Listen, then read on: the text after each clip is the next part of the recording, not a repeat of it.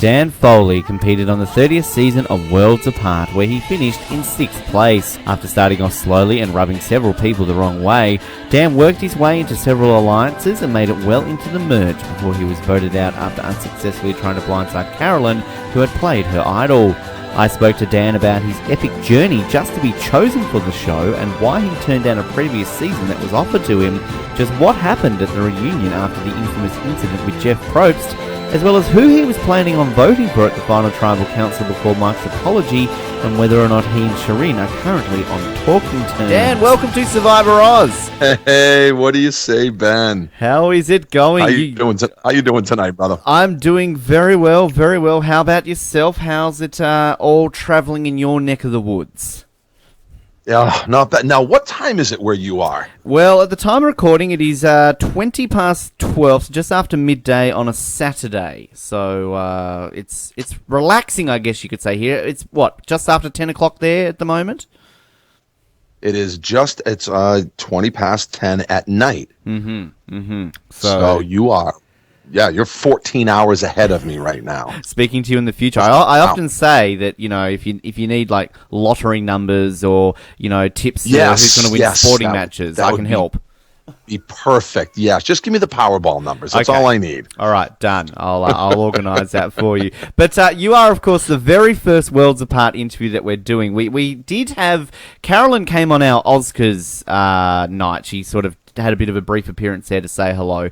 But you are the first full interview we are doing. And also, you are an Oscar winner, Dan. Congratulations on your Best New Villain Oscar that you won recently as well. So. Yeah, screw all you people that voted for me. That's right.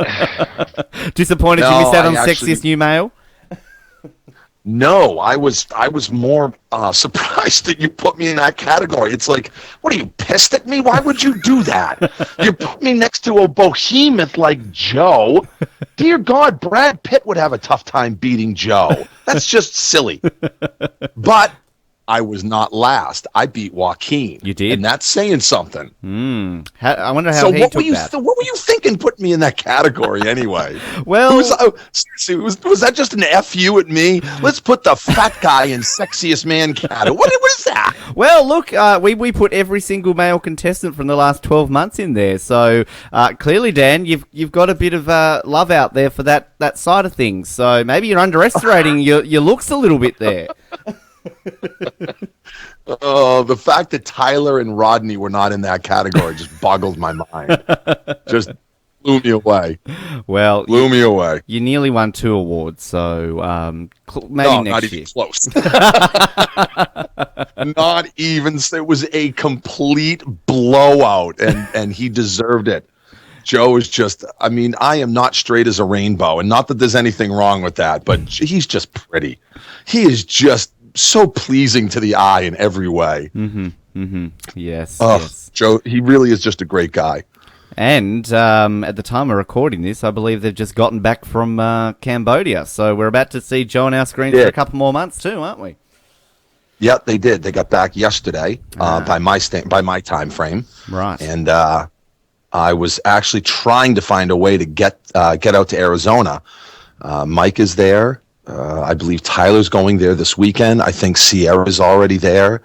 I mean, just kind of think about it from the perspective of playing this game. You've got, you've been away from home, you've been away from friends and loved ones and everything else with this incredible adventure, and you come home to the airport and you're not supposed to tell anybody. Nobody's supposed to know. But these second chancers, it's an unusual position because everybody knew. Everybody knew before the game started who was going. They didn't have to keep the secret. All they have to keep is, what happened during the game. But they don't have to keep their identities a secret. So imagine being greeted at the airport by a whole bunch of people, including other survivors. Yeah. That's a very rare perspective that very few survivors get to have. And, I certainly wanted to be there. So I sent the video for Mike, so he could show it to Joe and, show a little love. So fantastic. There we go. Hopefully he had a great time. Did you make a video for Shireen as well? Or Hey, how about those New England Patriots, huh? How about those guys? Remember that 1 yard line interception? That was amazing, wasn't it? Yeah. Yeah, it was very good. Very good, actually. Yes. Brilliant, amazing.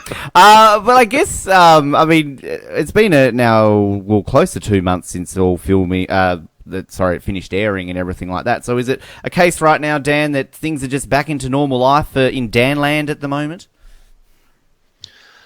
Yeah, things have kind of settled down for the most part. I mean, when I got back originally, I took an additional week off from work and, went to the doctor, wanted to make sure that I was healthy, wanted to make sure that, get my head back into regular life. And it was weird because you're so immersed in this entire process. It took a little time just to, settle back into normalcy. So I really kind of wanted to get back into my normal routine as quickly as possible. And I work a lot. I work during the days as an electrical apprentice. I'm trying to get my electrician's license. And then from there, I go straight to my job at the post office. And I work, 40 plus hours a week there. And then I also own a couple of apartment buildings. And I'm also a notary public. And I'm also an auto mechanic. And I do drywall. And I'm a minister. And so I do a lot. You're busy. You're quite busy. Yeah. Yeah, there's definitely a lot going on. I live in an area where it's kind of tough to do just one thing. My job at the post office is very nice and I love it. I genuinely enjoy what I do. But there aren't a lot of employment opportunities in this area, so I wanted to make sure I had a plan B. So that's why I started the electrician thing, and the guy I work for is actually really great. He's very understanding. He's very flexible. So when the whole Survivor thing came up, I told him I had to take a leave of absence. And he goes, "How long?" I said, "About 2 months." And he just looked at me and went, "Finally got on Survivor, huh?" Just like that. Wow. Not even a blink, not even a hiccup, nothing. Just went straight to Survivor. Great. So that's fantastic, actually, because, I mean, clearly, pre-game, we saw just how much of a fan you were of this show, and, I mean, you basically said that there had been no fan that had tried as hard to get on the show as you had. So, I guess when that is all confirmed, when finally they say to you, yep, you're 100% on Survivor, do you just take a little bit of a moment to just kind of do some sort of massive yell and how excited you are that you finally achieved your dream? No, because I didn't believe it. I didn't. And not to. I actually have to correct you on that. There are people that have tried harder than I have. I've actually met 2 or 3 people that have actually tried harder than I have. What casting told me was that nobody has ever gotten onto the show that's tried as hard as me. Right. So that's just a little bit of a difference, but I wanted to be, technically correct there. And I put in, I applied nonstop for 14 straight years. I've been applying since season 2. I sent in over 100 applications, and I physically drove over 25,000 miles to go to open casting calls. And I got a phone call for Blood versus Water Part 2. I mean, everybody got a phone call for Blood versus Water 2. And I turned it down. Okay. They actually, I had just made a video with my best friend, Peter Dudar. And I told them that, and they're like, nope, we want somebody closer. I said, well, okay. I said, she's blonde. She's incredibly outspoken. She's got crazy big boobs. I said, it's my cousin, Michelle. And they're like, nope, not good enough. And I'm like, why? And they said, do you remember what happened with Jervis and his niece? And I'm like, yeah, his niece got voted out. And she's like, smell you later. I'm still in the game. So they said, we want somebody closer than that. So they asked me about my stepkids. My stepson was, he was still a minor at the time. And my stepdaughter was locked into a contract. So she couldn't do it. So they asked if my wife would do it. And I had this long pause, and I just had this sigh of frustration. And the girl said, what's the matter? I said, you're breaking my heart right now. And she said, why? And I said, because my wife would do it, not because she wants to, but because she loves me. And I don't want to do it. And she said, you're kidding me. I said, no. Because the first Blood versus Water, you brought Rupert on. And Rupert's wife had no business being on the show. 0. None whatsoever. And I hate it. I don't want to sound cliche, but I don't want to bring somebody onto the show that's not worthy, that doesn't want to be there. So I turned it down. And I'm a fan of the show, but I'm not a fanatic. You know, I don't have like all these. I know everything about every single survivor that ever lived. I know their shoe size and their pet names. No, I'm not one of those freaks. You know, I go out into the world and I kiss women. You know, only my wife. But, you know, it's just I am a fan. I'm not a fanatic. You know, I don't remember every detail. I mean, obviously, I got clubbed without mercy over my flippers never win comment, you know? Mm-hmm. And I don't remember every single fact about it, but I'm a fan. I'm a big fan of the show. I'm a big fan of the game. And, but if playing Survivor meant it would jeopardize my family in any way, or it would jeopardize my employment in any way, I wouldn't have gone. Wow. And I would have been perfectly fine with that. So did you think when you then turned that down, did you think that was it, that they wouldn't bring you back, or did they then say, "Oh, okay, we'll contact you again perhaps in the future"? Oh no, I cried because the girl was on the other end of the phone. She goes, "Yeah, well, okay, it was great talking to you." Click. Wow. And she hung up. Wow. Yeah, she hung up on me. Right. And I just sat down and I started to cry. I'm not even going to lie a little bit about it. So what ended up happening was the rumors, and I'm not a big online guy. Max is so in touch with everything online, and I am just not that guy. I don't sit at a computer. I really am a blue collar worker. You know, I'm working with my hands all day. I'm almost never in front of a computer. Mm-hmm. And I was online, you know, doing a little scoping around. And I knew that they had already had a final round of casting in April. And I actually knew two people that got phone calls for the May round of final casting. And I got a phone call very late in the process. I got a phone call on June 2nd. And at first, you know, I answered the phone and it says restricted number. And the first thing I said was, "Well, hello, Survivor." and it was a different girl. And she goes, "How could you possibly know that?" And I said, "The only other time I'd ever seen restricted phone number was when I got a call from you folks back in January. And obviously you saw the error in your ways, and that's why you're calling me now." And she just laughed like hell. And Wow. 3 days later, I was in Los Angeles at the finals. Down. Wow. That's incredible. And I guess the unique thing then about when Worlds Apart is announced at the end of San Juan del Sur, of course, is that they showed they showed you front and center on that preview, didn't they? So it was kind of going back to what you were saying about this upcoming season, how we all know they're on there. But for you, I think within a day, it was straight away, "Oh, that's Dan Foley. He's from here. And then we realized on our Survivor Oz account that you were already friends with us.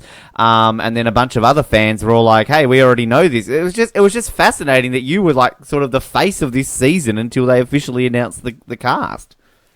Yeah, it was actually, I think somebody had told, I don't know this for a fact. This is what was relayed to me by a buddy of mine who's, again, another big online guy. He said within 4 minutes, I was on 5 different websites, including links to my Facebook page, links to YouTube videos that I had posted on my casting videos that I had put up. And the person that originally outed me was this kid. At the time, he was 17 years old. He was underage, but he was at an open casting call in South Carolina, and I stood next to him. And he recognized me instantly and just blew me up. Wow. And I kept telling him, like, "You can't audition. You're underage."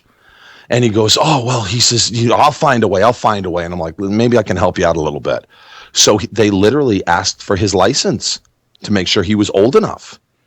And when the girl took his license, she took one glance at it, and then I asked her a question, completely distracted her. She gave him his license back and let him through. Wow. So this kid got an interview, but he wasn't legal. He wasn't legally old enough to sign the waiver. Wow. But they let him through anyway because the girl didn't check his license. So I helped this kid out. Wow. So. Wow, there you go. It must have been an interesting period because, of course, you know, you're not allowed to talk. You're not allowed to really confirm that was you, I guess, until they officially announce. So does, like, CBS or anybody say, okay, look, you know, people know it's you, but still be quiet until we officially say you're on the season? Yeah, it was. I got an email about a week before, and it was addressed to, hey, everybody. So I presumed all 18 of us got this email, and it basically said, your image will be shown. You are still not allowed to confirm. No interviews, no talking, no press, no media, blah, blah, blah. So I'm thinking to myself, yeah, whatever. They'll show, like the back of my ear, or maybe the corner of my shoulder or something, and they might possibly, play my voice. No, I got a full torso shot. And like you said, I became fairly well known in the open casting call community, that people knew who I was. So it very quickly, like you said, I was all over websites very fast.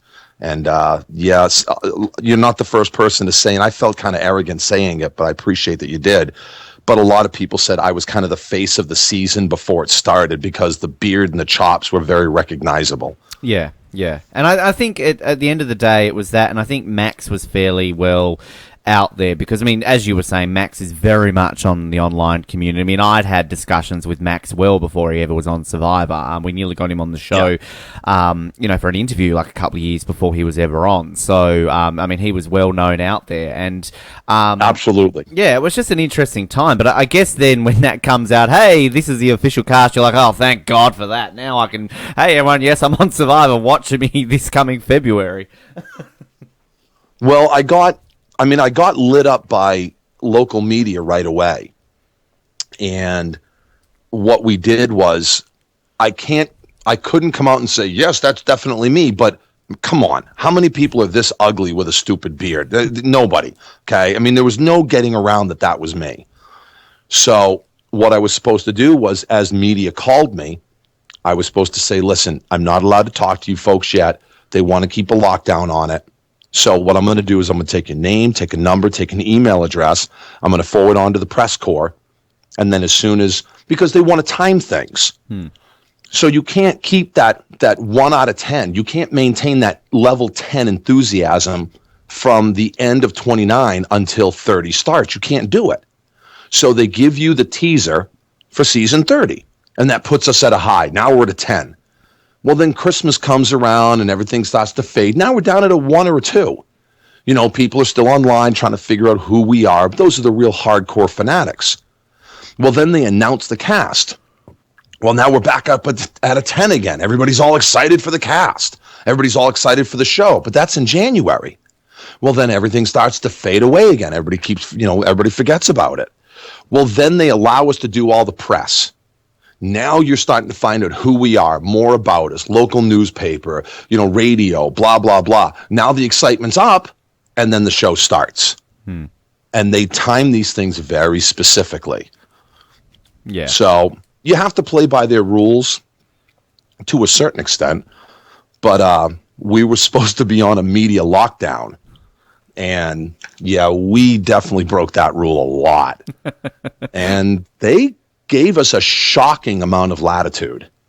It's fascinating, I found, with that, because, I mean, we're aware of what you guys can and can't do within a certain time frame of your season's airing. And, look, we've had various dealings with CBS, and for the most part, we've got to go through our local broadcaster because we're international. So it's kind of like there's a middleman involved in getting to CBS, and, it's a huge ship that you've got to kind of sail on to even get the correct channel, so to speak. But at the end of the day, you guys, regular people that we can just, anybody can just chat to you, of course, if you want to, in a way.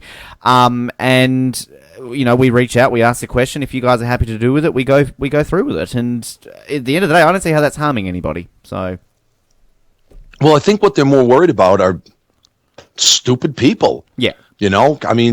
Some people they cast on Survivor are very sharp, very savvy, and other ones are as dumb as a pounded thumb. Mm-hmm. And they're not smart enough to keep their mouths shut at the right time. Yeah, exactly. And it's just the only thing I can figure is that they just feel like it's a blanket policy. Either you can be trusted or you can't be trusted, and therefore we trust nobody.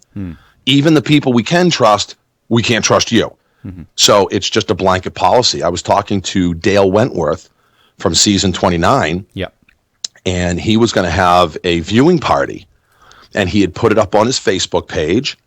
And within minutes, somebody from CBS called him up and said, "You take that down right now." And he goes, "What?" And they're like, "You're not supposed to put anything on Facebook, nothing, no social, take it down now." And I actually was the only person out of all 18 of us from Worlds Apart that was having viewing parties, advertised viewing parties every week. And I never got anything. Yeah. I never heard a word. It's fascinating how they do that. We definitely pushed the envelope. Yeah. And it's interesting. We actually had Lynn Spillman on just before your season aired, and we were talking to her about sort of, her favourite seasons, her favourite casts, and she straight away mentioned, she compared basically your cast to One World as up there as her favourites just because of how close you guys are. And sort of in our dealings with people before the season had aired and that sort of stuff, we were told how close you guys are, and it still appears. You guys are all, well, for the most part, I guess, extremely close. And I think when you've got, like, the head of casting for CBS kind of holding you guys up high, maybe that's sort of a trust level, I guess, that they maybe let you guys go a little bit because, hey, these guys are close. We know that they're all going to play by the rules or something. I'm not too sure. I don't know if it was that, or I really think CBS is just run by a bunch of old people who just are not in touch with the ability and the sheer power of social media. Exactly. And if you give us enough rope to hang ourselves with, then let's find out. Now, we had been warned repeatedly. We did something that no other season had ever done. We had a premiere party, and all of us on our own dime flew out to L.A. I'm sorry, 17 out of 18 of us did. Lindsay was the only one that couldn't make it because she was pregnant. Excuse me. But we all flew out there on our own dime. 10 of us were together for the night of the premiere, and we watched it.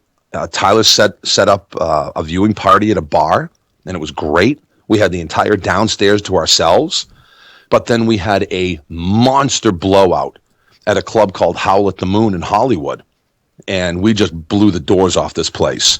And 17 out of 18 of us were there. Great. And social media melted down. Between Twitter, Facebook, Instagram, everything, we just blew all of these medias up. To the point where the next day, a bunch of people were getting emails and phone calls from CBS, Lynn Spillman, basically telling us, you need to back off. The powers that be are losing their minds over this. But it was incredible hype for the show. That was why we had one of the best premieres in 5 years. Embrace this, people. Exactly.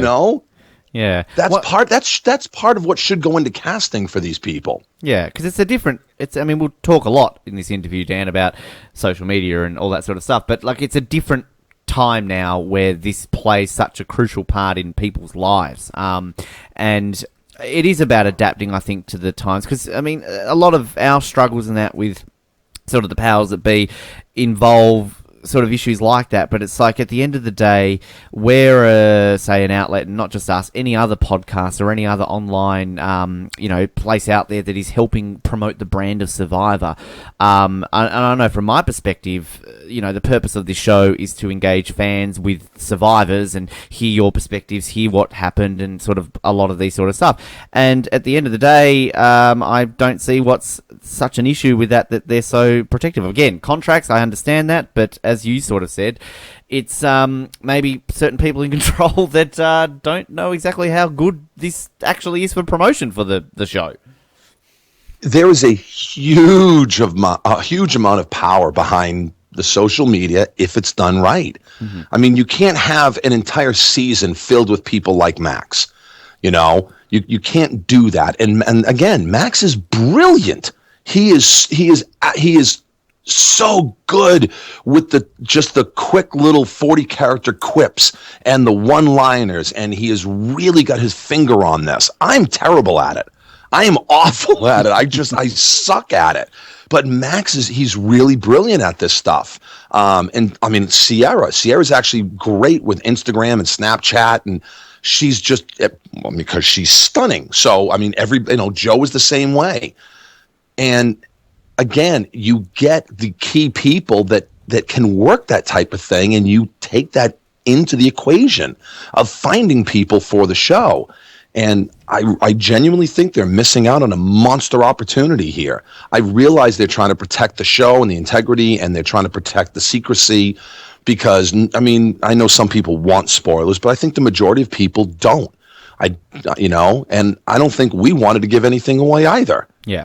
So I felt like we did a good job. I think Joaquin did slip up at one point in one of his exit interviews, but other than that, they got a monster quantity of free advertisement from us. Mm-hmm. And it was funny because the whole wave of social media kind of turned because they went from trying to figure out who we were based upon the stupidity of some of our castmates who had friended each other on Facebook and Twitter and Instagram and whatnot.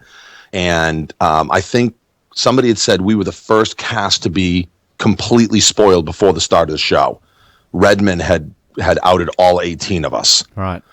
And but I mean, we really pushed the envelope with a lot of things, and it just made everything better to the point where people were getting pissed because they couldn't figure out who did and didn't like who because we were all talking to each other on social media. And nobody could figure out things that were coming up in the game. We made the spoilers really upset because, we were just such good friends online. Yeah, so it's interesting. One quick question, actually, that I will ask. I know after Cagayan, they pretty much put a blanket ban, I thought, on tweeting and Facebook. Because I know Salman Del Surcast generally weren't allowed to tweet and sort of Facebook during episodes. Was that in place for you guys? Like, were you not supposed to tweet and Facebook? 100%. But it just happened? Yeah, 100%. Yeah, we were told with no uncertain terms that there was going to be no live tweeting. And again, from what I understand, I'm not a huge online guy. Do not hold me to this. But from what I understood, Cochran actually screwed up because they were allowed to live tweet during his season, Fans versus Favorites Part 2, and I guess he gave a few things away. Right. Not about like kick lists or anything, but it's like, oh, well, this person can't have been voted out this week because he mentions them in a future tense kind of thing. Again, I don't hold me to that. That was just what I had heard. So they were allowed to live tweet there. It was handled poorly. So then they said, nope, nobody gets to tweet ever again. And that just did not happen with our season. So I think there was enough rope there to hang ourselves with, but we proved that it can be done. It's fascinating, I think, how people, like you're mentioning about Cochran saying stuff in future tense. We had Mike Scoopin on just after Philippines, and we were talking a bit about Malcolm, and he really quickly, like in passing, this is before Caramoan had aired, and he said something about Malcolm, how he had to keep his shirt on at the start of the game because he put on all this weight in between the two seasons, and then he took his shirt off when he lost a bit of the weight. We got ripped to shreds because people claimed we left a spoiler in because that proves that Malcolm must have been in the game for at least 12 days because that shows how much weight you can... Like, I didn't even think twice about it when I edited the interview. And then all of a sudden people going off at us for keeping a spoiler in for Caramoan. And I was like, wow, people take this very seriously. Something, I knew that there were they were fans. I knew that they were fanatics. I didn't realize there were psychos out there that are associated with it. I got death threats over my edit. I mean, there are people that have just sent me hate that I couldn't fathom, and I wasn't prepared for that. I was not prepared to get this level of hate. I mean, I've made no bones about it. I was very unhappy with my edit. I really feel like they represented me very badly, but and the fact that Jeff Probst approached me the way that he did at the finale proves that I struck a nerve. So he made a point to say that he was defending his show. Well, screw you, Probst. I'm defending my honor. I'm defending my character. If you want to make me look like an idiot because I screwed up that slide puzzle, fine, bring it on. Okay? Because that was me. I screwed it up. Whatever. I can make all the excuses in the world, but I screwed it up. But you made me out to be a woman hater, and that's a crock of shit because I am not a woman hater, and that pissed me off. And the fact that they were so vehement to try to make me look like an idiot proves that I struck a nerve. Yeah. And if you've got somebody like Mark Burnett, who's got a TV show on the History Channel, I think it is. It's what's it called? The Bible, or it's called AD. Yep. Okay. Well, how about this? Jeff Probst, I stood up for myself by telling the truth. I stood up for myself by saying exactly the way things went, and Probst didn't like it. So he attacked me on live TV, and he tried to put me into a position where I couldn't defend myself. And you know what you taught all the kids that watched your show? You know what you taught them? If somebody bullies you, well, you better take it, because they're going to bully you harder. Shame on you, Jeff Probst. Shame on you, Mark Burnett. Because there's nothing I hate more than a false Christian, a hypocritical Christian. Shame on you. It was a very uncomfortable thing to watch. And sort of I had Noah over. You've obviously spoken to Noah, one of our Oslets, and also another one of our Oslets. We were watching it, and there was a precise moment where you had apologised for what had occurred, and that, I think, was the cut-off point, that it should have ended right then. Right, okay, Dan's apologised, let's move on to Will. No. But then, of course, as you were saying, it went on to this sort of, and it really was, and I was sort of reading at this point, like, Jeff Probst is always one who likes to defend the show, and as a host, I guess he feels he has the right to do that, and he does have the right. He's got to defend the product he makes out there. But having said that, there's a defending a show, and as you said, taking it to a level. And personally, and as I've said on this show when we were covering it, I think it was very poorly handled by Jeff. I couldn't agree more. I think it was poorly handled because you know what it's like? It's like a little kid who's got crumbs on his shirt and chocolate around his mouth, and mom comes up and says, "Did you eat the cookies?" And he says, "No." And then he just continues to lie and lie and lie. They perpetrated me in a lie. And they're defending the lie. He's not defending the show. He's defending their bad behavior. And when I called them to the carpet on it, they got on the defensive. And that's just how I see it. Mm-hmm. People can say what they want about me. Mm-hmm. Okay. But Max actually said one of the nicest things about me when Second Chances was announced, and he did 27,000 podcasts. And it was not long after the whole episode with me, with making my comment about Shireen. I wish somebody would just slap her and shut her up. And he said, let me tell you about Dan Foley. Dan Foley is the real deal. He is the most genuine person you're ever going to meet in your life. And this is not coming from me. This is Max. I remembered this. And he said, Dan may not be PC, but he is always authentic. And you will always know where you stand with Dan Foley. Dan lives in the truth in a way very few people do. And that was so humbling. That was so complimentary. I just couldn't call him fast enough. And just to tell him how much I appreciated those just unbelievably kind words. And I really did. I valued that immensely. Yeah. And I told casting before I got on the show, I said, there are only two people in this world, people that love me and people that hate me. Because if you truly get to know me, there is nobody that is going to say, yeah, Dan Foley, he's okay. No, those people don't exist. You either hate me with a passion or you love me just deeply and intensely.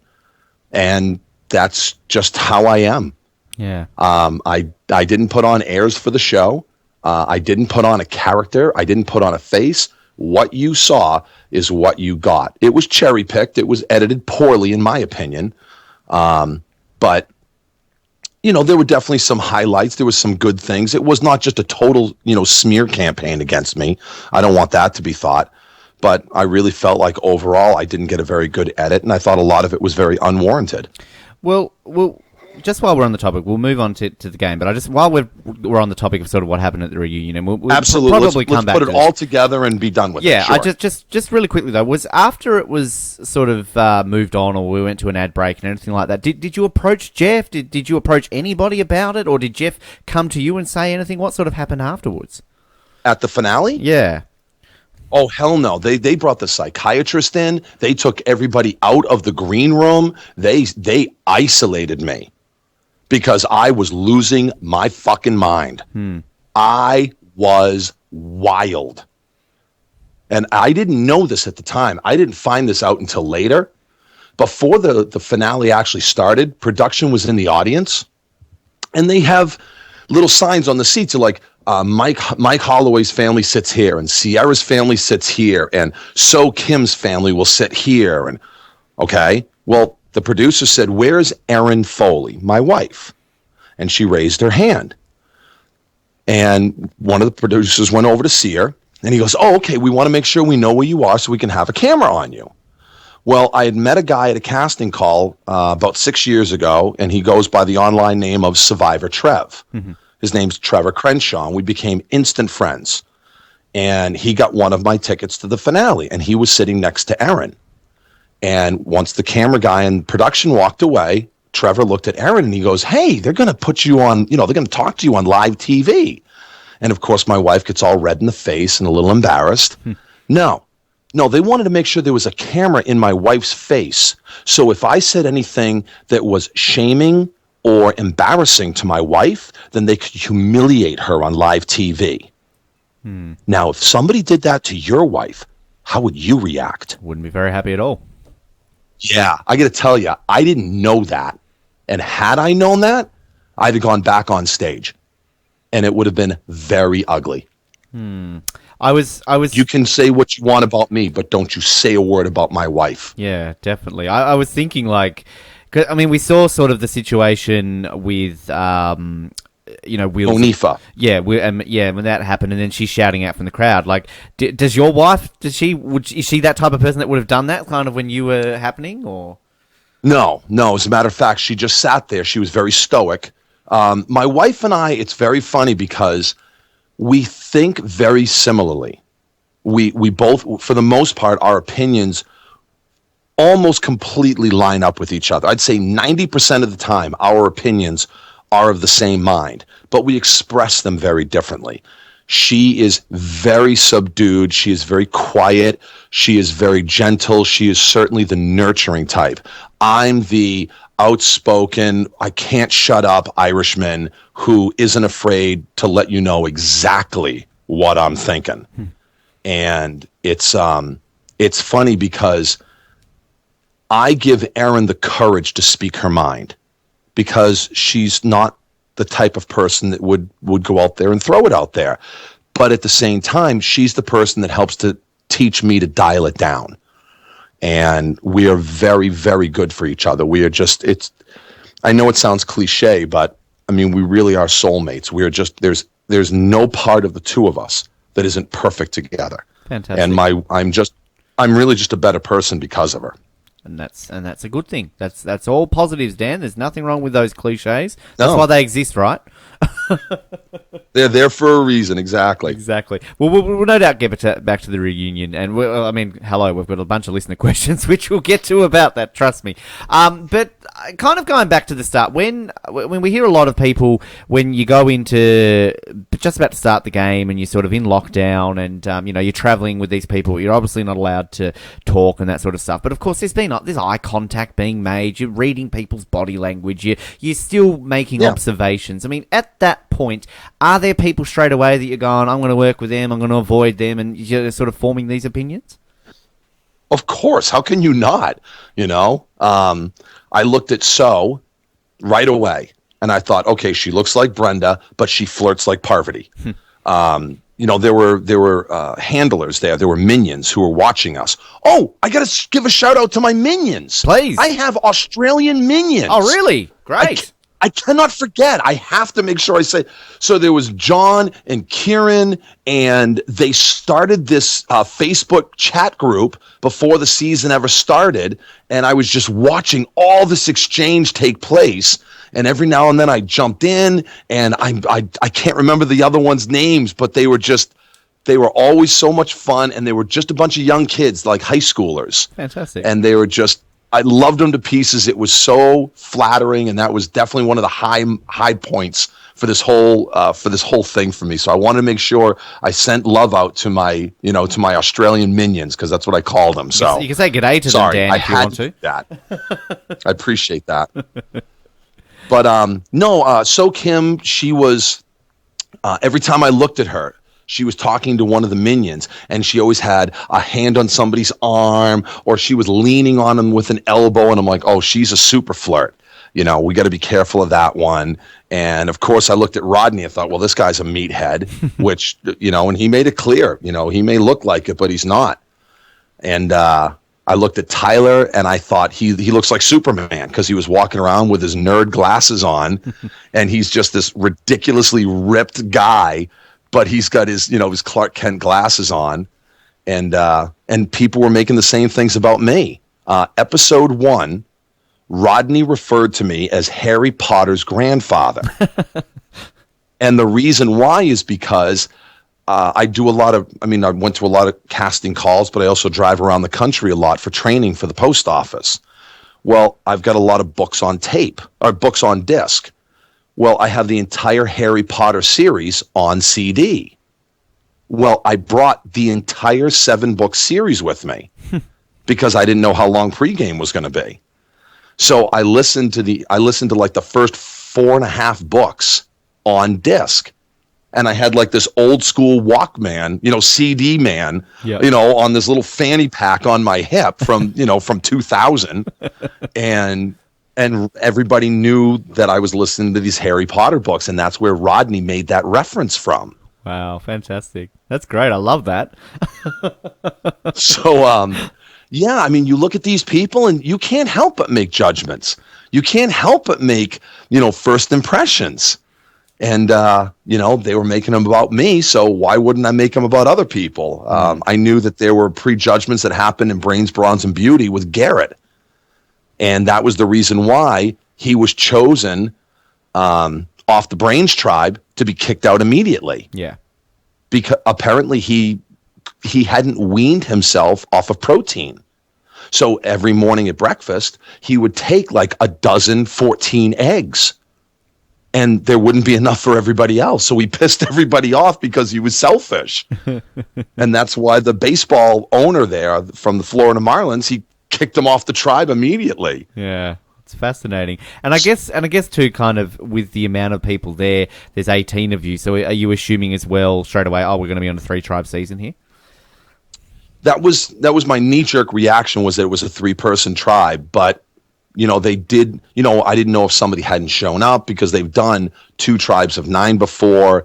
They did that with the first Brains, Bronze, and Beauty, because who was it? It was RC and her dad. RC and her dad. On Blood vs. Water, so yeah. And on the second Blood vs. Water too, of course. So was meant to be on there with Do, so they Correct. had to have that happen as well. Rodney was supposed to be an alternate.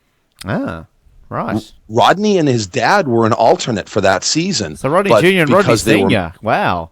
Yes. Yeah, but because they were guys and So and Do were girls, it would have really thrown off the balance of male versus female ratio. Yeah. So they just opted to go with one less team. So again, my presumption was it was going to be a 3-person tribe, but you never know. And I guess as well, they could have always thrown a spanner in the works and gone, hey, here's 2 returning players to be on your tribe. Exactly. Like they did in, Guatemala with Stephanie and Bobby John. Exactly. So, and then when you find the twist, white collar, blue collar, no collar, I mean, you seem to really love the twist. I mean, did you love the twist as much as it seemed you liked the twist? Oh, 100%. 100%. I'm a blue collar guy. I have been my whole life. I've always worked with my hands. I've made mistakes. I've learned, an enormous amount of things. And it was, that line, blood, sweat, and tears, calluses on your hands, sore at the end of the day. Mm-hmm. They just played that, again and again. And it was very cool. I was, okay. So we get to the mats and they've got us broken up. And we already knew who our tribes were because we rode in the trucks together. Mm-hmm. So we get there and they're like, okay, you folks are the white collar tribe. You guys make the rules. And they're all like, oh, okay, I guess that's sure. And, then they come to us. They're like, okay, you guys are the blue collar tribe. You're the heart of America. You guys follow the rules. And we're all like, oh, hell yeah, that's awesome. What a great group of people to represent. Because that's what I do every day. Then they get to the last group. Like, you guys are the no-collar tribe. You guys are my wife is saying goodnight to me. I love you, honey. Good night. Ben says goodnight, honey. She said good. She blew you a kiss. Oh, well, thank you. Then they go, so no call. You guys break the rules. You guys follow, you guys march to the beat of your own drum kind of thing. And we're all like, yeah, that's awesome. Shireen pipes in right away. This sucks. I'm not white collar. I do drugs. I go to Burning Man. And I'm like, oh, God, there's one every season, and it's you, huh? Literally within the first 5 minutes of the game. Wow. So, and they never showed that. But I think Joaquin had probably one of the best lines of that whole opening sequence where he's like, something, yeah, I'm white collar, that's fine, but something, my job doesn't define me. Yeah. I define me. That's just how I make my money. And I thought that was really profound. And I'm really glad they left that in. Yeah, no, it was good. And I think the rumor for a long time, I think that it was going to be like, high class, middle class, and low class or something like that. But I think it was going to be too controversial because, hey, that's not very nice. So, and I think the big one was everyone was like, well, what the fuck's no collar? Is that actually a collar? Well, the way Probst described it was the original concept was white collar versus blue collar. Right. And Probst came out and said, well, I'm neither one of those. And they're like, well, what are you? And he's like, I guess I'm no collar. I kind of, I'm a free spirit, march to the beat of my own drum. Well, and I want to give this guy his credit. I truly do. And I cannot remember this guy's name to save my life.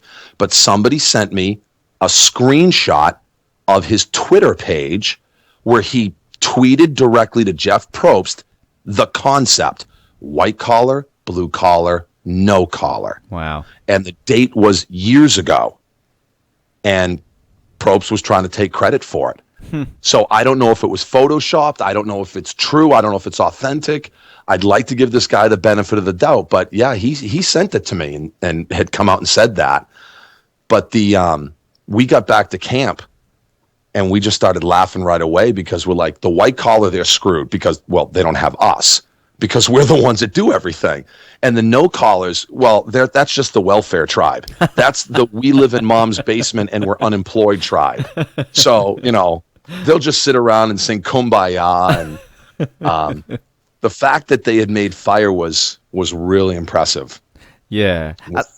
Impressive. I think what I found in watching it is that with Brains, Brawn's Beauty, sort of within a couple episodes, it was almost like that was forgotten, the twist, if you know what I mean. Whereas the whole white collar, blue collar, no collar aspect of it really seemed to stick around for quite some time in your season. And it was, I mean, particularly with the blue collar, I love the dynamic of how you guys were and, the constant swearing. Can I just say, I think it's the most swearingest tribe in the history of Survivor. It was brilliant. I'm not complaining. It was fucking amazing. But I just like the fact that this twist, because I feel a lot of these twists in Survivor are there just to sell the season at the start, and they're often forgotten about fairly quickly. But I don't think it was really the case so much in your season. No, and I think a lot of it was quintessential to the cast themselves because the theme really resonated very deep into the game. And I think that I know that when they did Brains, Bronze, and Beauties, they actually got the cast first, and then they are like, oh, we have this concept. You're a brain, you're a beauty, and they just kind of divvied them up after the fact. But I think with my season, they actually had the idea first because they did specifically ask me, I mean, in retrospect, they were asking me blue collar type questions about my job, what I did. I work with very high voltage equipment at the post office. I know that you guys use different types of electricity down there than we use here. I know European standard is 50 hertz, but I'm working with like 3-phase 208, 208 volt type of electricity. I mean, the stuff that will kill you. Mm-hmm. And so they wanted to know about that. They wanted to know about my electrical job. They wanted to know about what I can do when I work on cars. How in depth is it? And they focused on that. And I think it was really a big part of the individuals. And like you said, it didn't fade. It was really kind of interesting as a fan watching it, seeing as how those themes really did carry very deeply throughout the game. Yeah. And, of course, fascinating that at the end, Final Tribal Council, you had an original no-collar, original white collar, and an original blue collar there. Yeah. That had come up behind the scenes a couple times. Yeah. So, the game ended the way it started. Yeah, pretty much. It was good. Just of course, at the start, you and Mike get put into the whole honesty or deceive situation with the clue and the beans. With the whole discussion and sort of who was going to be put up, was there more to it that we initially got to? So was that process a little bit longer as you guys sort of decided who would be put up? No, that was pretty spot on right there. Yeah, Mike basically threw my ass under the bus. He's like, he wanted to, because he didn't know what the circumstances were. None of us did. And I mean, it was nice because I said it, they actually showed me saying it. I'm like, this is, like everything in Survivor, this is the double-edged sword. This could be the greatest thing to happen, or I could be going home right now, But as soon as they said, and now you get to choose somebody else. Well, now Mike wanted to be in on it because he could be. He didn't know what it was going to be, but he knew they wouldn't send 6 people home right away. So Mike was very savvy from day one. So he threw my ass under the bus because he wanted somebody out there and he didn't know who. So he threw me out there, and then when there was another one available, he jumped right in on it. So, smart move on his part. But it went pretty much exactly like you saw. Right. And how tempting, of course, was it to go for that clue instead of getting the beans? None. Zero. None whatsoever.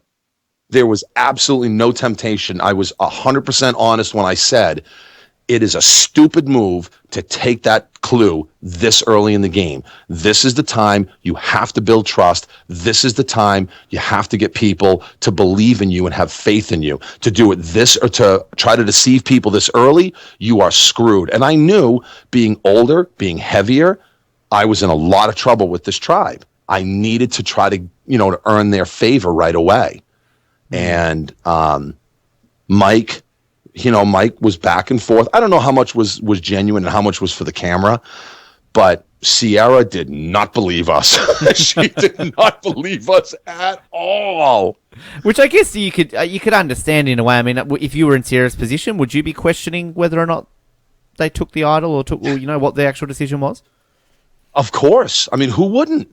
Who wouldn't? This is a game built on lies and deceit and just steaming piles of bullshit.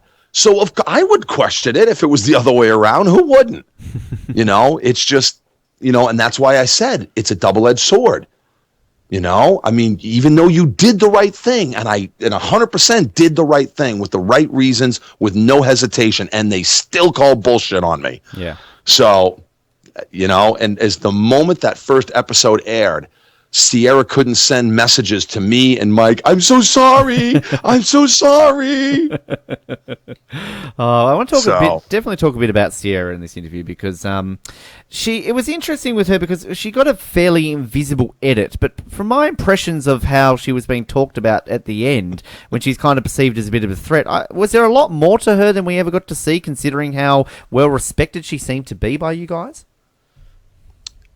I love Sierra with all my heart. Sierra got a lot of FaceTime every time she said, "I hate Dan." That was like her tagline all season. So that's nice. Thank you very much. I appreciate that. And there was a lot more to Sierra. There truly is. There was on the show and there is today. The problem is that, and again, I love you, Sierra. When you listen to this, I love you. She's just not very over the top when she says things. She's not very over the top when she presents things. And I think that, how many episodes did we go without seeing anything from Carolyn? We saw the first episode with Carolyn, because she found the idol. And then there was several episodes, zero, not a single confessional, nothing. Because she had nothing to say. I mean, again, not all that different from Sierra. But then she was also winning parts of. She was also part of the winning team for rewards.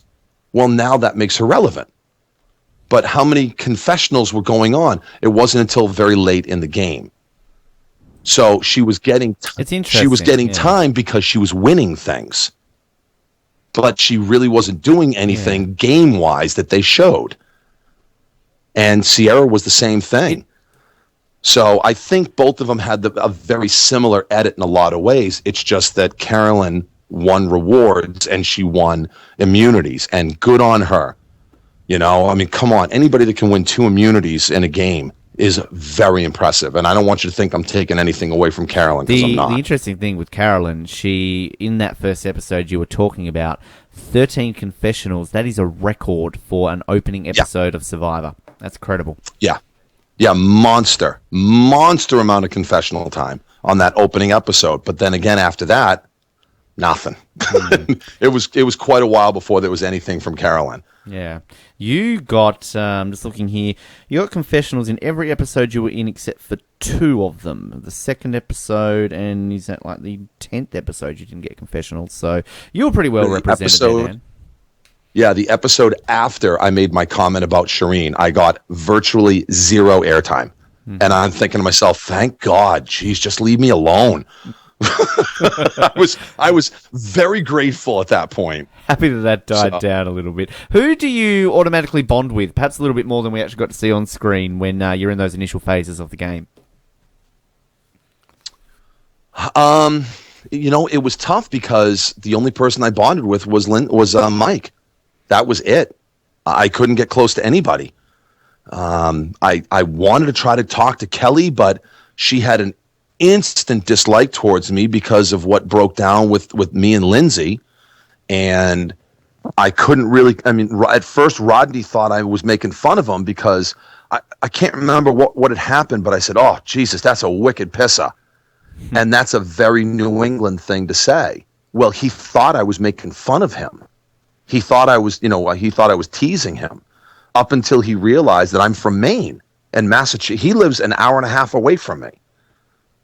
So once he realized that I was from New England, he started to give me a little bit of a break and started to consider me more. So I really blew it talking to Lindsay the way that I did, but I couldn't take it anymore because she was talking about just a ridiculous design for the shelter that I knew for a fact was never going to hold. Absolutely never going to hold. And I'm thinking to myself, you cut hair.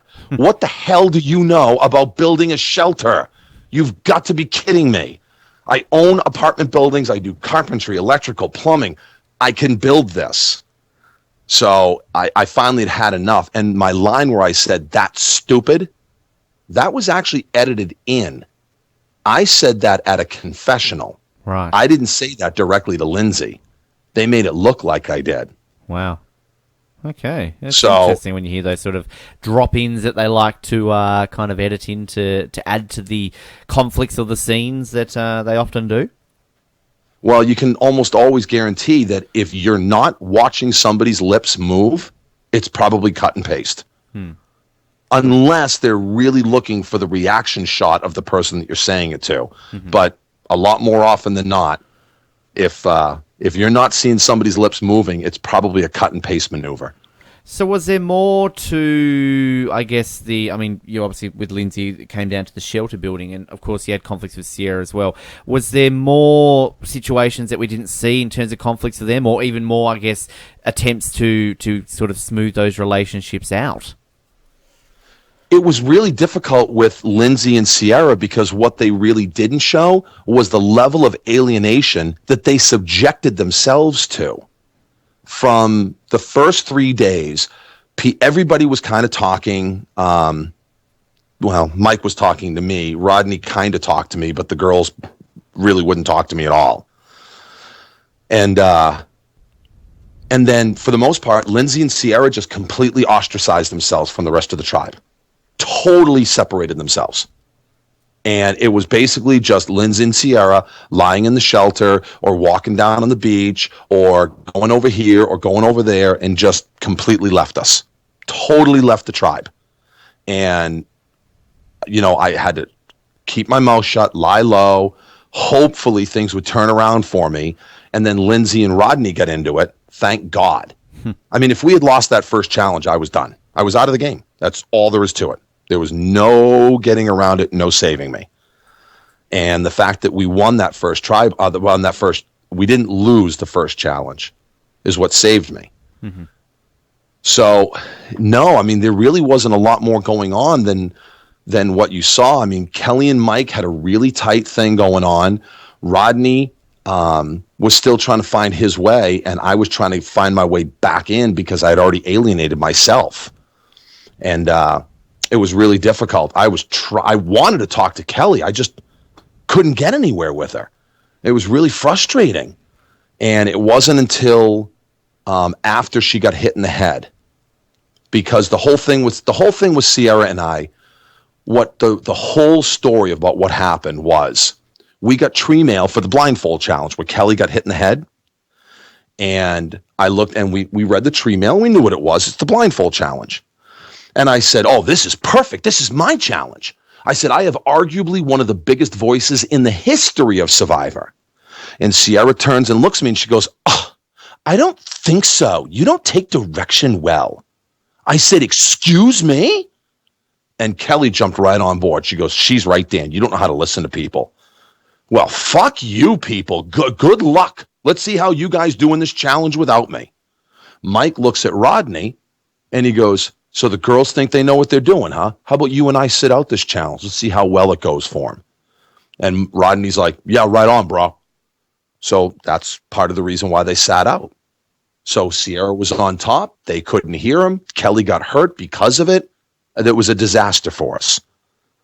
So we lose the next challenge again, and we go to tribal council. Thank God Lindsay goes home.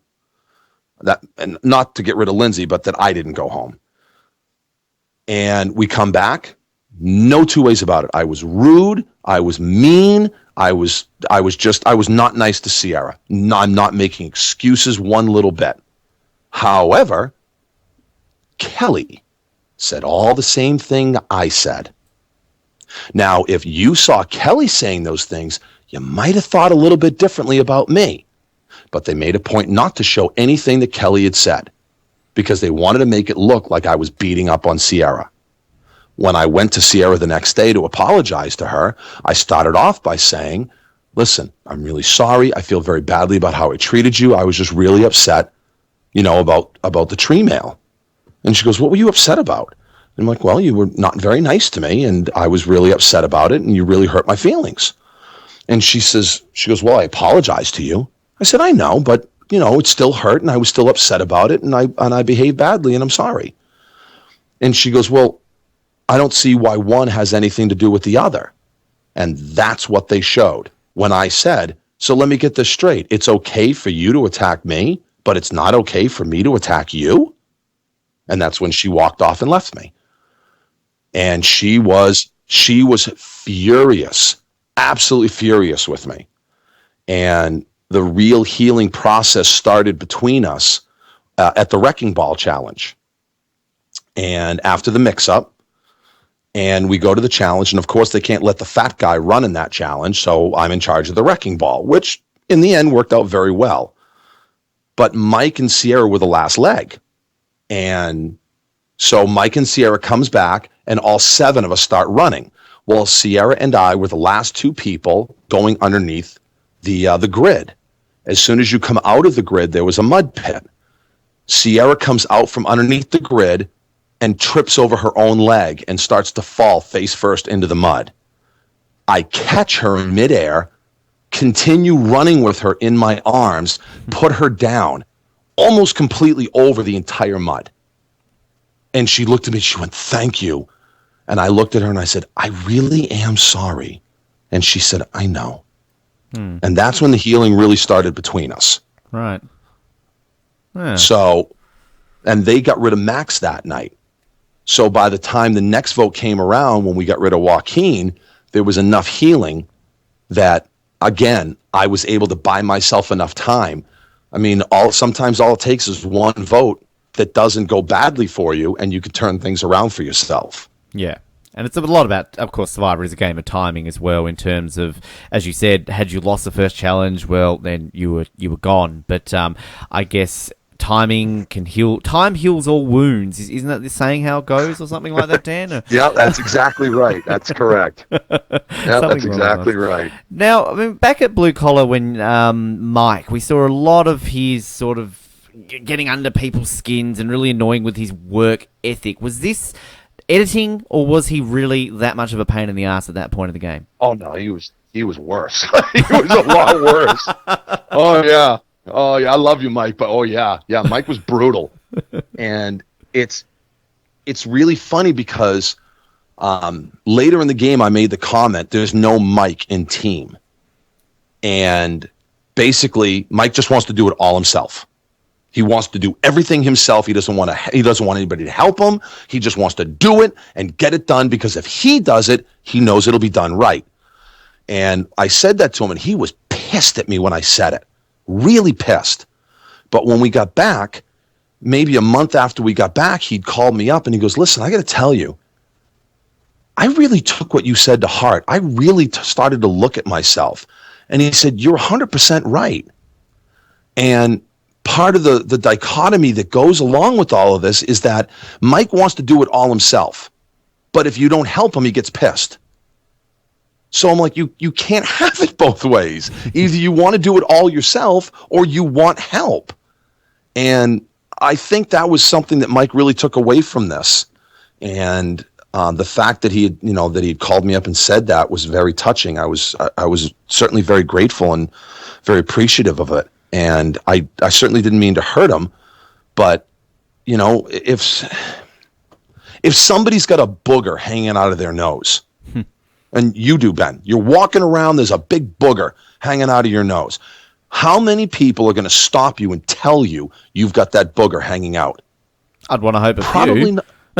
Well, you would hope, but how many realistically will? None. Probably none. Probably not many. Why? Because the individual is going to be embarrassed to embarrass you. Mm-hmm. And so they won't tell you simply out of self-preservation. They don't think about the fact that I'm going to embarrass you when I say this, but your embarrassment ends with me.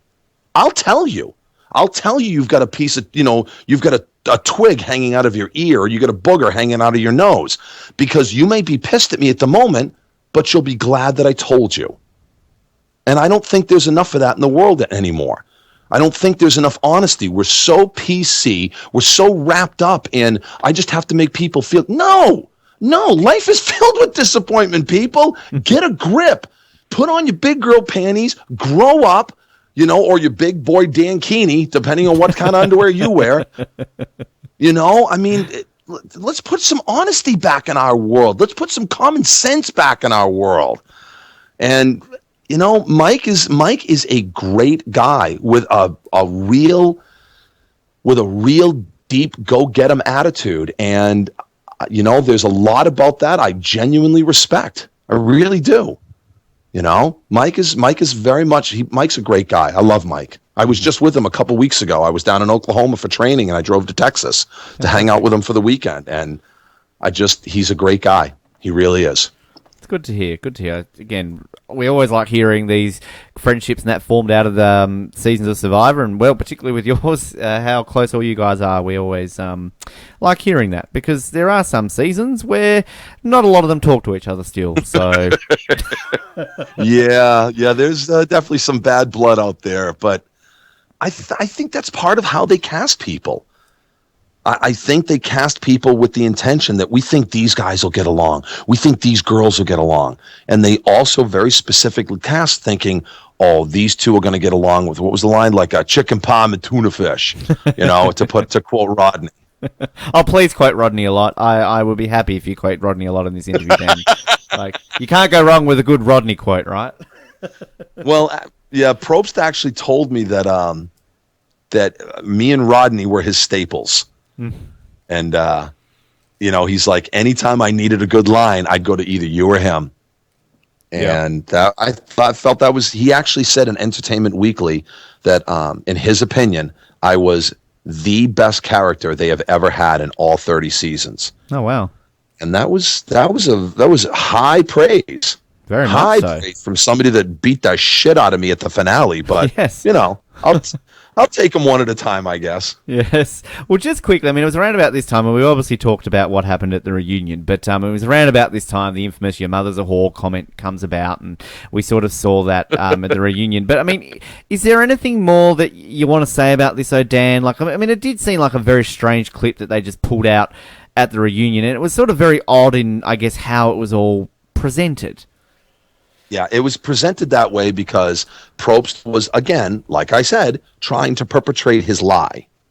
And his lie was that that they were honorable in the presentation. And you can ask Mike, you can ask Sierra, you can ask Rodney, you can ask me, and we will all tell you that conversation took place. Mike insists that the conversation took place the day before. Sierra, Rodney, and I all swear if you had gone back maybe 10, possibly 20 minutes earlier, then you would have seen it. But the conversation took place. We were talking about when guys know each other, they make fun of each other, they're making fun of your mother, they're back and forth. And I had actually passed out after that leaking water bucket challenge. It was so hot that day that I passed out. And it was in the tents after the challenge because they had the tents down, and inside the tent was like 125 degrees. It was just, I can't even think in that kind of heat. And so I passed out. So I had asked if I could just lay down because I busted ass all the time when I was there. And at least that's my opinion. I'm sure other people would say that wasn't true, but I don't think they would. So I was laying in the shelter, and then everybody went down to the river. Rodney was the first to come back, and then everybody else started to come back, eventually, and we were all chatting about making fun of each other and how guys insult each other, how guys bond with each other. Because you never hear girls say, "Betty, you disgusting bloated pig, how have you been?" No, it's not what girls do. And that's not a sexist comment. That's just an observation on my part. Maybe there are girls that do that, but I don't see many of them. So, no, that comment was not out of, the fact that they showed it the way they did was totally, completely, and grossly out of context. And Probst simply was trying to perpetrate his lie, because I'm sure in that minute and 19 seconds that they showed is a true and completely accurate representation of the entire day. Yes. Thank you. The fascinating thing I found about it, Dan, was the fact that we actually got to see raw Survivor footage like that. I'm loving that bit out of everything out of context. Like, I mean, I've never played the show. I've never been able to see that purely raw footage of what exactly was going on. I found that very fascinating. Well, again, it was just so awkward at that point. It was just screwing. I mean, he really screwed up the entire finale. They spent more time talking to me than they did talk to Mike. They spent more time talking to me than they did to anybody. It was a very poor finale. It was actually embarrassing. And the psychiatrist, because they have an on-staff psychiatrist, and she came down and she goes, "You mark my words, this is going to look worse on him than it will on you." And I don't know if there was a few people online that were like, "Oh, well, I guess that'll teach people to bash the edit or blah, blah, blah." But for the most part, most people were saying the same thing you said, that it was awkward, it was embarrassing, and it was just bad. Yeah. I guess, was this sort of the point then in the show when that comment came out in the context that they aired it? Was this then the part when you're getting a lot of this social media backlash after that comment? No, I really didn't get anything too bad at that point. I mean, there was a few things here and there, but a lot of people, I mean, more than not, were like, that's what guys do. That's how guys joke around. It's not that big of a deal, especially people from New England. Excuse me. He, and that's how we joke around with each other. We bust balls. The real backlash came on April 8th, which was the episode where I said, so they strung all of this together in the perfect storm of badness. So Shireen comes to me down at the river. This is after they voted out Kelly by playing the idol. And she leads off by saying, "I just want you to know that Kelly got voted out because of you, because you told me things, and I took it to Jen and Haley, and they got rid of Kelly because of you. But they didn't show that. Now, I don't give a shit who you are. If you push, I will push back. And it has nothing to do with man or woman, black or white, straight or gay. I don't care. Doesn't matter. If you push me, I push back. Because I got picked on a lot when I was a kid, and I learned to stand up for myself. I've also learned when to keep my mouth shut, but I'm Irish, so I haven't learned that lesson very well yet. So she started in. So I pushed back. And that's when I started saying things like, it boggles my mind that you and I are both super fans, and you can't do basic math because 7 is greater than 4. Why would you align yourself on the short numbers? And that's when I started telling her. And then I ripped into her about something. I don't even remember what. I'm sure 1,000 people will send me tweets and Facebook messages telling me exactly what I said to her. But and then at the end I said, I'm just trying to be nice, because I was trying to be honest with her. And that goes back to the booger reference. I'd rather tell you that there's a booger there and make you feel bad in the moment, but it ends there. And the next scene you see is Shireen on the beach with Jen, Haley, and Sierra going, "Dan was mean to me. Dan said I can't do basic math." From there, they go straight to Haley saying, "Well, clearly Dan's a misogynist." And I remember watching the episode going, whoa, whoa, whoa. What the fuck? Where did that come from? The very next thing was me in my confessional going, will somebody please slap her and shut her up? And I got throttled. Oh my God, did I get killed over this? I got assaulted. It was just, this is the thing that we talked a lot about this season, and it's I can imagine from your perspective of that, because how it's portrayed, and as you said, sort of just the shocking of hearing that misogynist comment straight away, then for them to go straight into that. Exactly. Do you find it's 2015, Dan, that this is, as you were saying about the whole booger context, which is, it puts it into context perfectly, I feel, that we are too precious. And I'm not trying to sort of say that it's okay to say negative things. I just feel that the context that it was put in, and this is again my personal opinion. I'm often told that I'm not allowed to have personal opinions on this show because I'm a host, but I do have personal opinions. Of course you are. It's your show. Why wouldn't you? I just feel it's your damn show. If you don't like my opinion, turn off the radio. You know, everyone does anyway, Dan. It's all good. Both our listeners won't mind. But I just found that just the context of how it was all put out there and just everything, it was very much OTT, because Lindsay mentioned something earlier in the season where she said something about hitting one of the... I want to break your jaw and feed it to you. Exactly. But, and at the end of the day, to kind of, is that appropriate to say that? Hold on, I'm going to cut you off. You just said it was OTT, over the top? Mm-hmm. Okay, thank you. Just making sure. Yeah, I mean, nobody freaked out because Lindsay made that comment, but everybody freaked out. Why? Because it's okay for a woman to hit a man, but it's not okay for a man to hit a woman.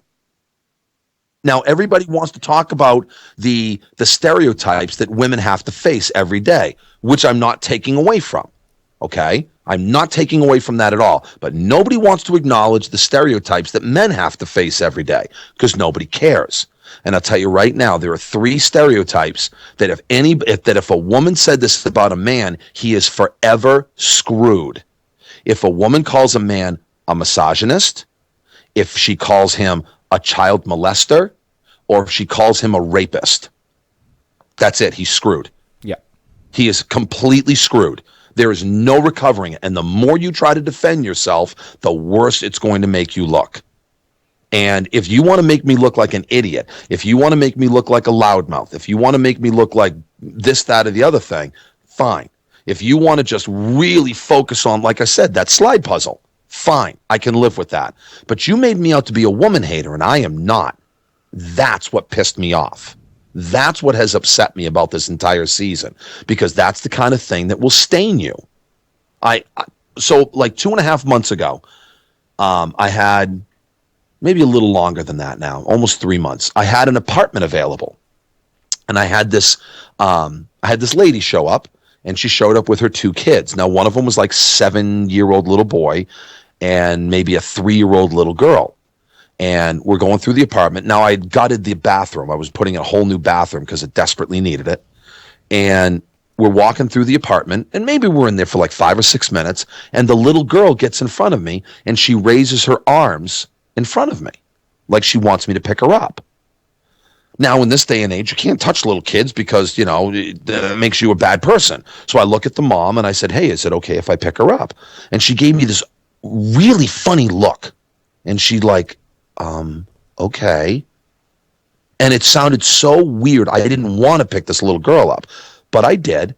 And she was just sitting on my arm. Okay. And I'm just kind of standing there. I'm kind of bobbing, bouncing up and down, while she's in my arm. And we finished looking at the apartment, and there's always a little chit chat back and forth between me and potential tenants. I want to know who's moving in. So I'm talking to this lady, and all of a sudden she goes, do you mind if I tell you something? I said, no. And she just paused for a second. She goes, you're not a dick at all. Thank you? What do you say to that?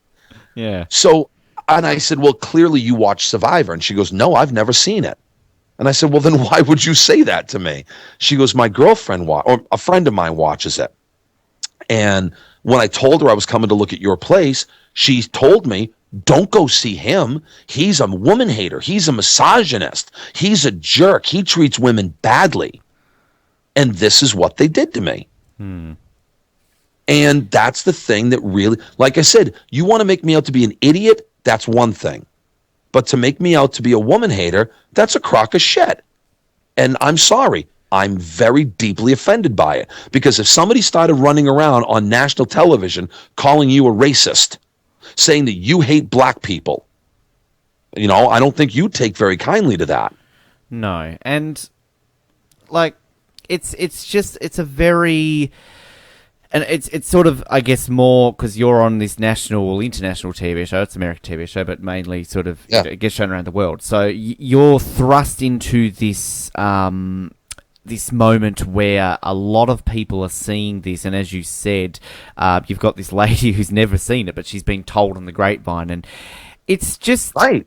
at the end of the day with the whole situation, and look, there's situations where people take offence to things and people don't take offence to things and all this sort of stuff, but I just perceive this way at how it all happens with social media and everything, that it really gets blown up a lot more now, and people are very much quick to jump on a tangent, and I didn't see a whole lot of the comments that were directed to you after that. I saw a lot of the comments that were directed towards Will after the situation with Shireen, and there were just some things on there that just absolutely were disgusting, and I could have imagined, as you said, I mean, you were getting death threats that you too would have gotten.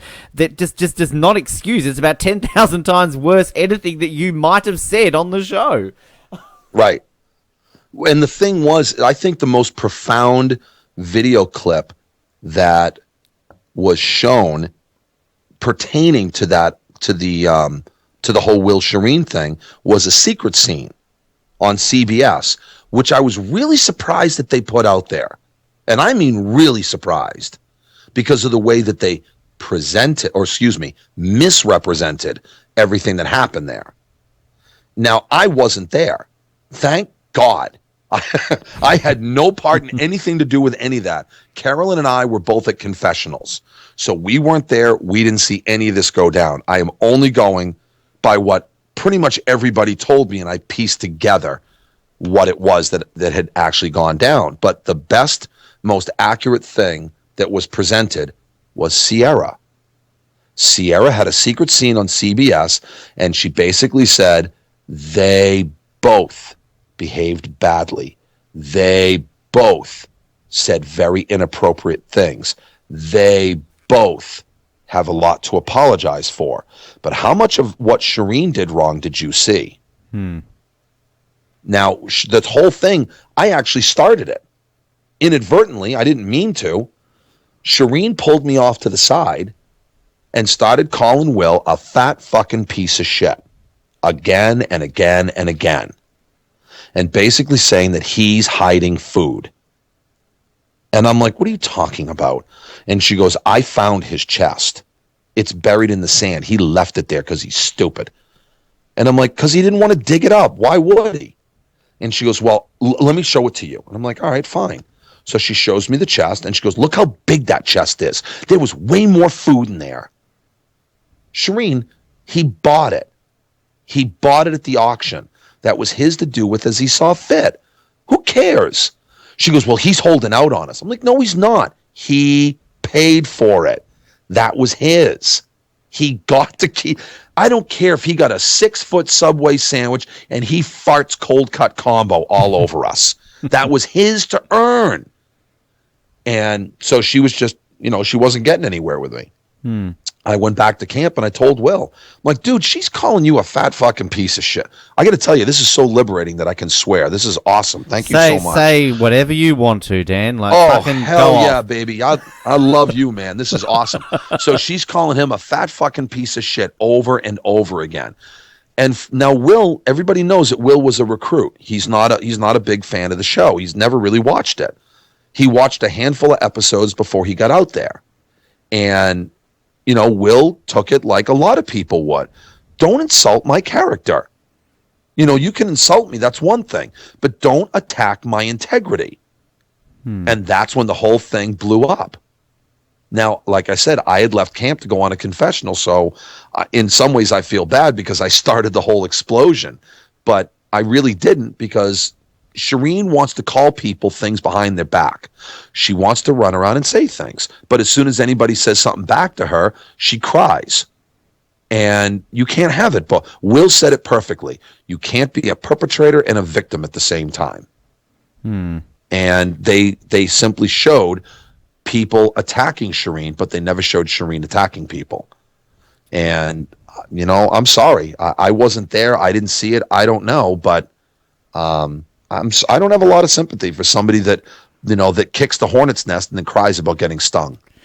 And I guess at the end of the day, with Shireen, it seemed from what I gathered from a lot of post-game interviews and other things that I had sort of heard, is that her edit, I mean, as you were just kind of alluding to there was a whole lot of things that she would do or how she was annoying that we didn't necessarily get to see, which I guess does that then take away from the context of why people are reacting to her a certain way? 100%. I mean, how many times did we hear Jen say, "For the love of God, will you just shut up already?" I mean, there wasn't a single person all season that spent time with Shireen that didn't say something derogatory about her. Even Mike, and Mike is Team Shireen all day. Even Mike called her a man-hater. So, I mean, it's not that people hate women. It's not that you look a certain way. It's not because your hair looks a certain way. It's not because you walk a certain way or talk. It's because you are you. There are people who hate me because I'm me. And there are people who love me because I'm me. And I'm sure they're the same in your world, Ben. I mean, I can say the same for anybody in this world. People either love you or hate you or whatever. But if that many people are saying the same damn thing, perhaps you should do a little self-reflection. Mm-hmm. Mm-hmm. That's just my opinion, and take for it what you want. Well, that's what you're here for. No, we're here to hear your opinion, and that's what we like. And fucking swear about it at the same time too, Dan. Well, opinions are like assholes. Everybody's got one, and they all stink. So, yes. And mine stinks just as much as anybody else's asshole. So, just quickly on Shireen, though, is there any room in the future for mending bridges, or is that something you don't necessarily care about doing? Once again, in my humble opinion, there are 3 types of people that you will meet in the course of your life. The first kind of people are the people that you meet and instantly you're going to be friends. You just know it. Number 2, you meet these people and you think, if I see this person again, great. If I never see this person again, that's okay too. The third kind of person, you just can't stand them.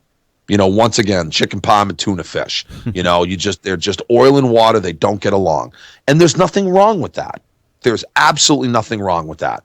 I know Trish Haggerty and Cass will never get along, and I just don't get along with Shireen. And again, that's nothing against her personally. I know that she has continued perpetrating hate against me online. She has actually continued to do the thing that she was complaining about. She has actually taken part in online bullying against me, even though she said she doesn't like that. And I find that reprehensible. But I don't want this season. I tried to say this at the finale.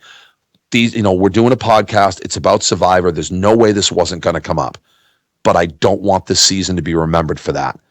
I think that CBS I think they were reprehensible for representing it the way that they did. I know they've got a product to produce. I know they're trying to get ratings. And I think that level of emotion that they were provoking is part of what they're supposed to do. But I'm sorry, I think there are lines. I think there are other things that they could have done to make the season exciting. And they chose to go this road instead. And I think it was poor.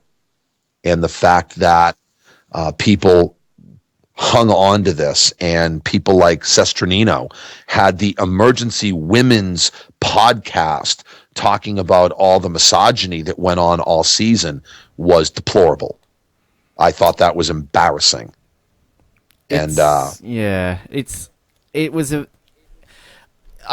completely agree with you that we don't want this season to be remembered for it, and I guess it's still fresh in the minds. So, but it's, and I get it. I get it. I just don't want our entire interview to be based on that. I think, like I said, let's get them out of the way. Let's get the questions done. If the viewers have some questions they've sent you, let's get them over with. But I want to move on to happier things, more positive things.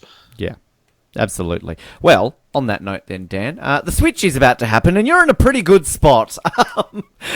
Yes, hooray. And apart, obviously, from Sierra, what were your initial thoughts when the switch comes along, when it all comes about and you're seeing who you're with? What's your forward thinking, I guess, at that point in the game? Well, the forward thinking at that point, Mike had originally come to me while we were still 6. And he came up with the idea. He was the one that got credit for the idea of throwing a challenge, depending on how the tribes played out. And they couldn't have played out better. I guess they could have played out better if Sierra had gone to the other tribe and we kept Kelly, because then there would have been no doubt that we still would have been 4 strong. Mm-hmm. Obviously, Sierra was a wild card because of my poor behavior. So, but we had 4 blue collars and 3 very strong, very athletic players that we can pick off one by one. This is the greatest thing ever. It almost couldn't have gone any better for us. Mm-hmm. And I'm thinking, this is beautiful. All of a sudden, I'm in a spectacular position. Of course, these guys are thinking, oh, we are so fucked. We are screwed. But it worked out really well. There was no way we could throw the wrecking ball challenge. There was no possible way we could throw that and have it look legitimate. But there was a plan in place if that challenge wasn't like that to throw that one instead? Oh, yeah. Yeah, we planned on throwing every one of them. We planned on throwing every single challenge, but we weren't sure where the merge was going to take place. And we didn't want to get merged so late that we have to vote out one of our own. So if we had taken out Joaquin, Joe, and Tyler, and then we lose a challenge after that and we still haven't merged, now we have to get rid of one of our own numbers. So we're like, all right, we have to win one of them just to make sure. And we felt pretty confident that Kelly would be safe for 1 vote. Mm-hmm. So that, and when we saw the challenge, we're like, we have to win this. There is no possible way we could lose it. So, and obviously that was a good week for me. I got the wrecking ball. But the one thing I started smashing immediately. I think my first 3 or 4 shots hit. And one of them was a double, kept calling me Mike. He just kept saying, Mike breaks 1, Mike breaks another, Mike breaks a third. And somebody finally yells, it's not Mike, it's Dan. So then he has to say it all over again. Now I'm on like number 5 or 6, but he's still calling out 1 and 2 and 3 because he screwed up the audio. And actually, one of the best lines all season was at the second challenge, at the swimming challenge. And Will was just dismal. I believe his line was, water is a black man's kryptonite. Yes. And he's in the water, and he is at one point, he actually got himself turned around and was going backwards. Mm-hmm. He was going back to the dock that he dove off of. And Probst is going back and forth, just screaming like he does. And he's like, and so-and-so's coming forward. And Will, you have got to figure out where the fuck you are. And we laughed our asses off about that line all season long. I still call Will up. Will, you got to figure out where the fuck you are right now. Oh, that's great. And I have to say, I do love hearing Jeff Probst swears moments because when we get to our final set of questions, we have the question, what are 3 things you learn about Jeff Probst? And I think the most common thing I've learned about Jeff Probst after doing close to 300 of these interviews, Dan, is that Jeff Probst likes to swear. Jeff Probst drops F-bombs like it's Iwo Jima. Yeah, he is not afraid. So, yeah. He was on an Australian talk show a couple of years ago, and this was sort of a cable show where you were allowed to swear. And kind of like your reaction before, like, oh, I'm so glad I can fucking swear. At one point in the interview, somebody said a swear word, and Probst was like, what, I can swear? So then he was like, well, thank fuck for that. And that was like the first time I think I've ever heard Jeff Probst actually swear. I got to tell you, I'm really surprised at that. I'm really surprised that he doesn't want to keep up that squeaky clean image that, that's a total crock of shit. But I'm really surprised. I really am at that. It was interesting. And I think also on his Rob Has a Podcast interview, I think he dropped the F-bomb once in that. I don't know. I call these things out because I get excited that he swears. And as you were saying, he's got this good guy image, and it's like, wow, Jeff Probst says naughty words. Wow. Yes, exactly. Yes. Naughty. Yes. Now, I heard in a post-game interview that when it came to the Joaquin vote, it was you who suggested out Joaquin instead of Joe. Is that true? Can you explain if that is true? Thank you. That is 100% true. The scene where Sierra, Mike, and I were down at the river, and they showed me looking at Sierra, and I said, shut your mouth, because you've got one mouth and two ears for a reason. I was not talking to Sierra. I was actually talking about Rodney, because Rodney was running his mouth so much. And I'm like, dude, you need to calm down. So Mike and Sierra were adamant that we have to get rid of Joe. We have to get rid of Joe. And I'm like, I'm telling you guys, if we get rid of Joe, we are screwed. And they're like, why? And I said, both Joaquin and Joe are going to be challenge beasts. I don't think Joe was going to be any more of a beast than Joaquin would, or vice versa. But Joaquin represents something more frightening: numbers. Joaquin and Tyler were tight. They were telling us that they weren't, but they were so actively avoiding each other, I knew they were full of shit. Every time we went to a challenge, there's Carolyn, winking, waving, blowing kisses, nodding, and all that. So we knew the three of them were tight. Now, since Joaquin and Tyler were lying about being friends, we had to presume that they were lying about Shireen, because at that point, we didn't know that she was fucking insane. So we had to presume that they were still tight. So that's 4. Rodney was gone. Gone. That means they're 5 strong. And if we merge, we are going to be on the short end of numbers. And it's going to be real difficult to try to bond with the no-callers. And I didn't want to take those chances, because Joe was going to go running back to them. And we knew that he would. So, and I had to just, I'm literally arguing with the two of them. And Mike was like, no, it has to be Joe. We will. And I said, listen, we got rid of Lindsay, because Lindsay and Sierra were a power couple. Power couples are always dangerous. They always have to go. And Mike woke up the next day, and he looked at me, because Walken and Rodney just laid in the shelter all day long. They didn't do anything. And he looked at me and he goes, you're right. He's got to go. And that definitely changed the game in our favor. Yeah. So, that was, I feel like that was probably one of my better moves of the game. And what were your impressions then of where Rodney's head was at after that vote, after sort of Joaquin did go home? Rodney was pissed. Oh my God. He was batshit furious. He was so pissed he couldn't even talk. Wow. He didn't even want to say anything. And when Rodney doesn't want to talk, fuck me, dude, you've crossed the line. And Mike was like, he's like, maybe I should go talk to him. And I said to him, Mike, that's a great idea. You should, because that way Rodney blames you. You go. You go right ahead. So he tried to smooth things over, but he became Rodney's target at that point. And Yeah, go ahead. Sorry. Go ahead.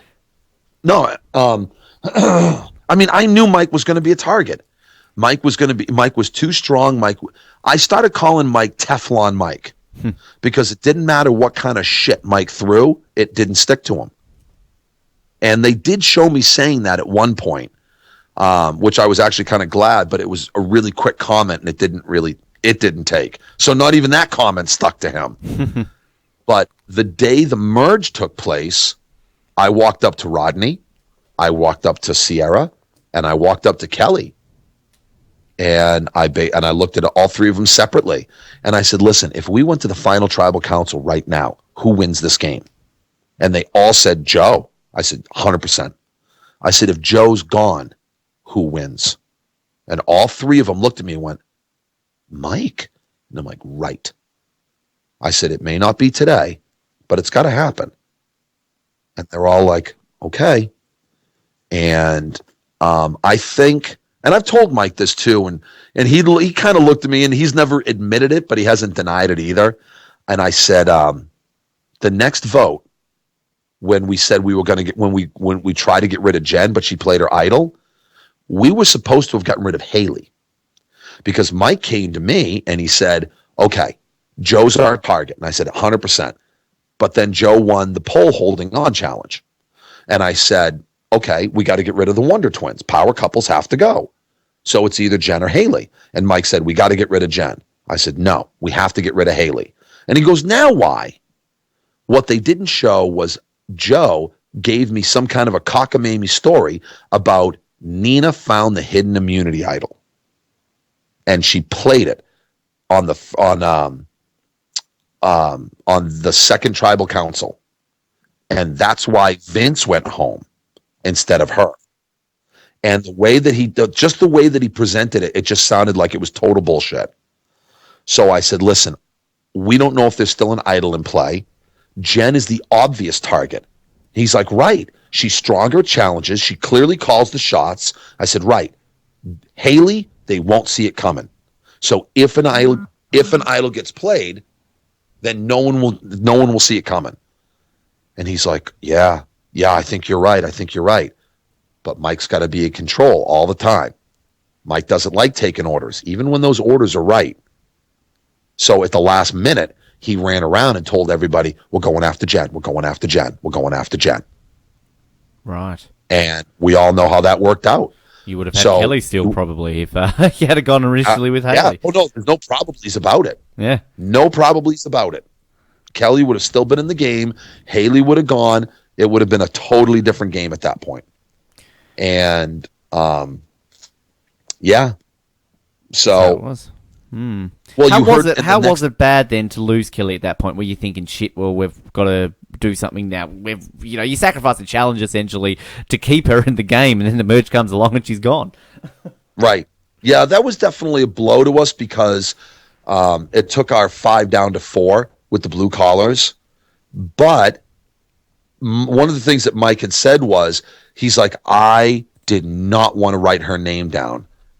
Now somebody else did it for me. So, yeah, it sucks, but we're still on the very strong side of numbers. So, we still felt pretty good about things. Yeah. So it was a bummer, but it wasn't devastating. What was in terms of Kelly, we talked about Sierra's lack of airtime. Kelly, very limited airtime. I mean, what was it? Was there more again to Kelly's game? Sort of similar question to Sierra, because she seemed like, obviously she was very close with Mike. From what we did see of Kelly, she seemed to be a fairly good person / player. Like it was sort of strange in a way that we didn't see more of that. I don't want to take anything away from Kelly, but I saw nothing. I mean, the CBS Meet Dan, Meet Mike, Meet Kelly videos. She was more dynamic in that video than she was in the entire game. I saw nothing. I mean, maybe it was just because her and I never bonded. Maybe it was because her and I never really got a chance to make any kind of a connection. But, nothing. I mean, I was trying to talk with her before the mix-up. And the only time that I ever got to talk to her was when we lost the challenge, when we went to our first tribal council, and it was me, Mike, and Kelly all talking down by the river, and then we brought Rodney in, and we all agreed to get rid of Lindsay. And that was the most that I had talked with Kelly all game. So I never got a chance to connect with her. I never got a chance to bond with her. So, and again, nothing against her. I don't mean that as a negative by any means. We just never connected. Well, after the next challenge, Joe and Tyler, of course, had the clue to the idol. I mean, how much did you know about that whole idol hunt? Because from what we saw, it seemed that Mike didn't tell anyone that he had it at that point. No, he didn't. So what had happened was we get rid of Joaquin, and Tyler comes to me, and he's like, what the hell's going on? I'm like, listen, we couldn't tell you. There's no way we could. Okay. So I want to work with you. And he goes, how can I trust you? And I'm like, you're right. How can you? I said, so, and I said this line, I must have said this 1,000 times during the season. You got to give trust to get trust. So I'm putting all my cards on the table at this point. Okay. And I says, we're getting rid of Joe next. You are safe. Okay. And he goes, so what happens after that? And I'm like, you're on the chopping block. That's all there is to it. I'm telling you point blank. You are not next. Joe is next. And I tried to work with Tyler, but there was something magical inside of Tyler that went off at the merge. Tyler came alive. He wouldn't plot, he wouldn't scheme, he wouldn't plan, he wouldn't talk to you, nothing before the merge. But after the merge, he came alive. So when the whole idol hunt took place, basically Mike had followed Joe and Tyler, figured out that they had a clue, called Tyler to the carpet. Tyler wanted to make sure that Joe really was next, so told Mike what was going on. Right. And I'm telling you right now, we tore that place apart. I mean, and I just kept saying, we have looked everywhere except the one place that it is. And Tyler just kept saying, I am going to play double agent. I am going to hang out with Joe. I'm never going to leave his side. I'm going to stay with him, stay with him, stay with him. I am not with him. I am with you guys. And I'm thinking to myself, it makes sense because he's on the very short end of numbers. Because Joe and a hidden immunity idol, that could represent trouble. But there's 4 of us, 2 of them. We could split the vote, take, 2 for Tyler, 2 for Joe. If Joe plays his idol, the 2 of them vote for one of us. There's still 3 of us voting against Tyler. Tyler still goes home. Yep. The numbers don't work. So I felt like Tyler was smart enough. And we just went everywhere. And people were really starting to freak out about Tyler. And at one point, Will and I are down at the river, and he just comes running up and he goes, listen to me. I'm with you. This is an act. People calm down. And then he ran away. And it was just so abrupt. And it was just so charged with energy, which is, wasn't like Tyler throughout the whole game. So it really resonated. Yeah. So it was very memorable. Tyler was, definitely. I was very impressed with Tyler because I think pre-game I didn't give him a whole lot of hope, but then there's large portions of that game where I'm thinking, well, I think Tyler's going to win this game. But he said, I like that comment you made there that he came alive after the merge because I think that sums him up a great deal there. It really did, and it was funny because I asked at one point before the merge took place, he was talking to Sierra, and he goes, "Hey, Sierra, do you think Dan is like this all the time? Or do you think he's just putting on an act for the cameras?" And Sierra said, "I've been trying to figure that out since day one." And he came right up to me and he just asked me point blank. And I said, "Listen, Tyler, I've got 2 modes, awake and asleep. Okay, when I'm awake, this is who I am. Whether I'm at home, whether I'm at work, whether I'm driving in my car, at the grocery store, at church, it doesn't matter. This is who I am all the time." And he basically said that when he came into the camp, he saw Mike's personality, he saw my personality, and he thought, if I behave the way that I normally do, I'm just going to get buried. So I have to dial it back because I don't want to oppose these 2 because there was no hope. So he changed who he was. But once the merge took place, there was a lot more going on. There was a lot more people. There was a lot more opportunity. So I just can't think of a better way to phrase it than he genuinely came alive in the game. And I think Tyler was a great thinker in the game. But again, I think he kind of fell victim to the not very dynamic type of confessionals. So he didn't get a whole lot of airtime. And I think that was a real travesty. Yeah. I think Tyler had a lot of really insightful things to add. And I'm just kind of bummed out that he didn't, that they didn't reflect on that a little bit more. Yeah, hello to Tyler. We're hoping to get Tyler on within the next week or so, actually. He's keen to come on and have a chat with us. So, I'm looking forward to that because, as I said, I quite enjoyed Tyler's time on the show. Now, you brought up before the Flippers never win comment and sort of explained a little bit behind that. But in terms of sort of what I guess people were commenting to you on social media and things like that, is that something that you still think, that flipping on alliance, you can never win a game of Survivor? The original comment, I mean, again, there was what the hell's his name? Will Dennison is his name, and he's on Survivor Talk with D&D, and he's actually on their chat site, and he said you have to understand what the definition that Dan is using for flipper. So when I made that comment, of course, Shireen quickly jumps in and says, well, Tony flipped and Tony won. I said, no, Tony didn't flip. Exactly. Tony backstabbed. Can I just point out quickly, to interrupt you there, we had a massive debate on our weekly episode that night where we're all... Oh, did you really? I think we're all basically coming to the conclusion, well, hang on, did Tony actually flip? I don't think Tony did flip. No, he didn't. He backstabbed. And once you get... when there's a mix-up like we had, if Sierra had joined Tyler, Joaquin, and Joe, that's a flip. That's a total flip at that point. Mm-hmm. So if she had jumped ship and voted with those guys and taken out me or Mike, that's an absolute flip. Okay? And then when the merge first happens, the lines are still pretty clear.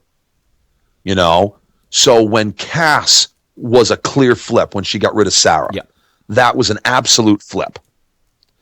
Cochran, when he flipped on his tribe the first season he played with Coach.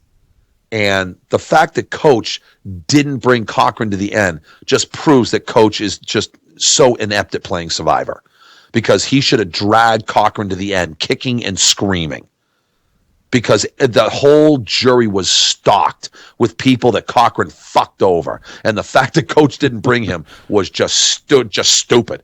Stupid beyond reason. But, those are flippers. Once you get later into the game, those alliances now get blurred. And they start to break down because now it's more every man for himself, and you're trying to make these extra side deals. When does it no longer become a flip? I don't know exactly. Have flippers ever won the game? Yes. I mean, people have proven to me, because they have no lives and they just sit in their basement doing, algorithms based upon Survivor outcomes because they have no life. But I don't have that kind of time. I've never once rewatched a single episode in 30 seasons. Wow. Never one. So I cannot quote everything that's ever happened. Okay. I don't even know if I could name every winner that's ever taken place. Do I still consider myself a super fan? Yes, I do. But I'm not a fanatic. So, maybe I should have said flippers usually don't win, but that wouldn't have been as dramatic. Now, would it? No. So, it was not that comment was not meant to bully anybody. That comment was not meant to strong arm the questionable alliance members in my tribe. It was a comment that fit the situation that I believe. Mm-hmm. I believe it. There are exceptions to every rule. So maybe if I prefaced it by saying, I know there are exceptions to every rule, but I think for the most part, flippers never win. Again, not as dramatic. And that probably still only airs a bit where you say flippers never win anyway, so... Right, exactly. It wouldn't have mattered. Yeah, so in context of that... So, got to ask a question in terms of around this point of the game. What was better, Dan? Chocolate reward or hearing Rodney's impression of you? I don't think I was there to hear the impression of me. I guess when you heard it on TV then. He did Mike, but he didn't do me. I heard it on, I think I heard it for the first time on TV. I knew he had done it, but, that was Rodney kills it. He's really good at impressions. He's really good at nailing voices and mannerisms. And Mike is easy to do. All you just make your voice all gravelly, and we called him Batman. All I know. Oh yeah, a little bit. All I know is that I could kill right now for a Snickers and a Dr. Pepper, and I am 100 155,000% sure of this right now. I mean, I can't do it anywhere near as good as Rodney, but that was one of the funniest things I've ever seen on Survivor. I lost my shit when I saw Rodney doing his impersonations. That was brilliant. And seriously, if you closed your eyes and didn't know I swear it was mine. Oh, it was awesome. It was, and I'll tell you right now, Rodney's stock value went through the roof that night. Mm-hmm. One of the things that was so frustrating was we weren't allowed to sing. And there was a lot of us that liked singing. And they yelled at us every time because they don't own the rights. Mm-hmm. And they don't want to pay the royalties to the people, that own the songs. So it got really frustrating. So we laid in bed that night, and Rodney was just busting out impersonations. And we were in fucking tears. Oh my God, were we in tears? It was probably one of the best nights we had out there. Great. It was, I'd say, one of the top 3 nights. Fantastic. That's good to hear. Yeah. Well, it's always with the singing. Like, I think, and I'm probably going to sound like a real nerd here, Dan. Sorry, but I think there's been like 2 occasions where they've actually kept in somebody singing an original song. But because I know in Africa, T-Bird was very well known for singing "The Sun Will Come Out Tomorrow," and they kept that in. So yeah, it's kind of interesting how it would be, because I would be the same. You get to a point where you just want to break out a song, or you hear like somebody says a line which you know is a lyric from a song, so you want to then put that into context or something like that. Well, Tyler was always the first one to say, "We don't have the rights," and he would just shut us all down. But there was one of our handlers at night. Because all the camera crews go away at nighttime, except all you have is one handler. And he's got one camera, and it's got a microphone as a part of it. And it's certainly nowhere near the quality that the other ones are. And they have the camera on you all night long when you're sleeping. And I look at Zach, and I said, something, Zach? I am pretty confident that all by myself, I could kick the shit out of you. And all of a sudden, his eyes got really wide, and he's like, I don't like where you're going with this. And I said, well, I'm pretty sure that I could kick the shit out of you all by myself. But there's 7 of us, and there's only 1 of you. And you know what I know? And he said, what? And I said, we're not gonna take it. And all 7 of us jumped in and just started singing at the top of our lungs. And we sang nonstop for 2 straight hours. Fantastic. And it was cathartic. It was so therapeutic. It was so wonderful to just let it out. And we just went from rap to Motown to 80s to death metal to everything in between. And it was awesome. Great. It was just so good. Who was the best rapper? Rodney and Sierra. Ah, right. I can see Rodney. Sierra. Wow, okay. There you go. Yeah, Sierra loves rap, man, and she can bust them out, man. She was good. I'm gonna remember that. We get her on the show. She was a lot I'm gonna of get fun. her to rap on this show. Oh, yeah, please do. Please do. Let her know that I set her up for that, too. Done. All right. Want to move on to a certain part of the game, the auction. And, of course, we all know what happened there. And the whole... Oh, no, you don't. Oh, well, this is... let me rephrase that. We all know what CBS wanted to show us that happened there. I want you to see. That's right. So, Dan Foley, what actually happened at that auction? And for the most part, you did see what happened. I mean, there was a few little things that you didn't see. Actually on day 2 was my wedding anniversary. Right. And I actually spent half the day crying because I'd already been in Nicaragua for nearly a week at this point, and I'd never been out of contact from my wife for so long. And when they didn't show it, all I could think to myself was, oh boy, they're going to kick the shit out of me because they don't want the audience to feel any kind of endearment towards me. And at the cheeseburger reward, there was a secret scene of me crying on the beach. And because when I came back on the boat, I was thinking, because I live on the coast here in Maine, and my wife and I like to ride the ferry over to the islands out in Portland Harbor. and I didn't want anybody to see me crying again. So I just went to the beach, and of course one of the producers noticed that I was crying, and they sent the cameraman, got right in my face. And, that was really a tough day for me. So we go to the auction, and Jeff's like, okay, so there's a couple of you that aren't bidding on anything. You guys waiting for something special? And so we're like, oh, yeah. And he says, well, okay, let's get to it. But first, let's try a little Love from Home. Now, they had us sitting in tiers. So there was the lower level and the upper level, and I'm on the upper level. And he takes the top off, and my letter was right in the very front.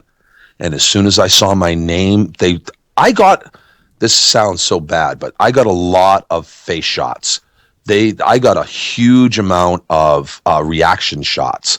I wear my heart on my sleeve. You can always tell what's going on with me. I don't generally hide it. So whenever they talked about rewards or the puzzles or what you could get, I got a lot of those reaction shots. And as soon as he pulled it off, I was the first face they showed, and my lip just tucked right in, and my chin started to quiver, and the tears started to flow. I wanted that letter like I can't even explain to you. But I would have given it up because I wasn't there to get a letter. I was there to play a game. And of course, it was Shireen that's like, okay, I know how this goes. If somebody bids, we can all match the bid afterwards. So nobody fight the bid because I know everything Survivor, which I knew too, but whatever.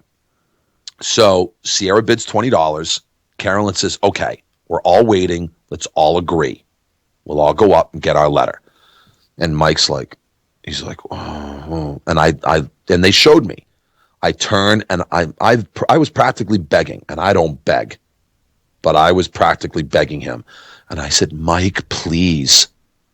And he goes, all right, okay.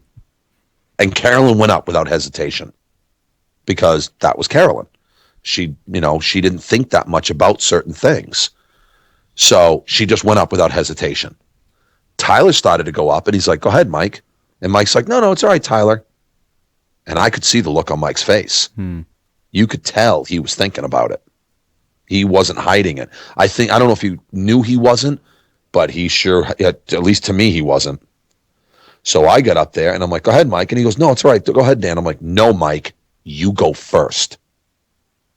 And he looked at me and he goes, if I don't go, no one will ever trust me in this game again. And I said, you're right, Mike, I won't. And I went up and I got my letter. And then Mike turned around and went back to his seat. Now they showed Jeff Probst's face.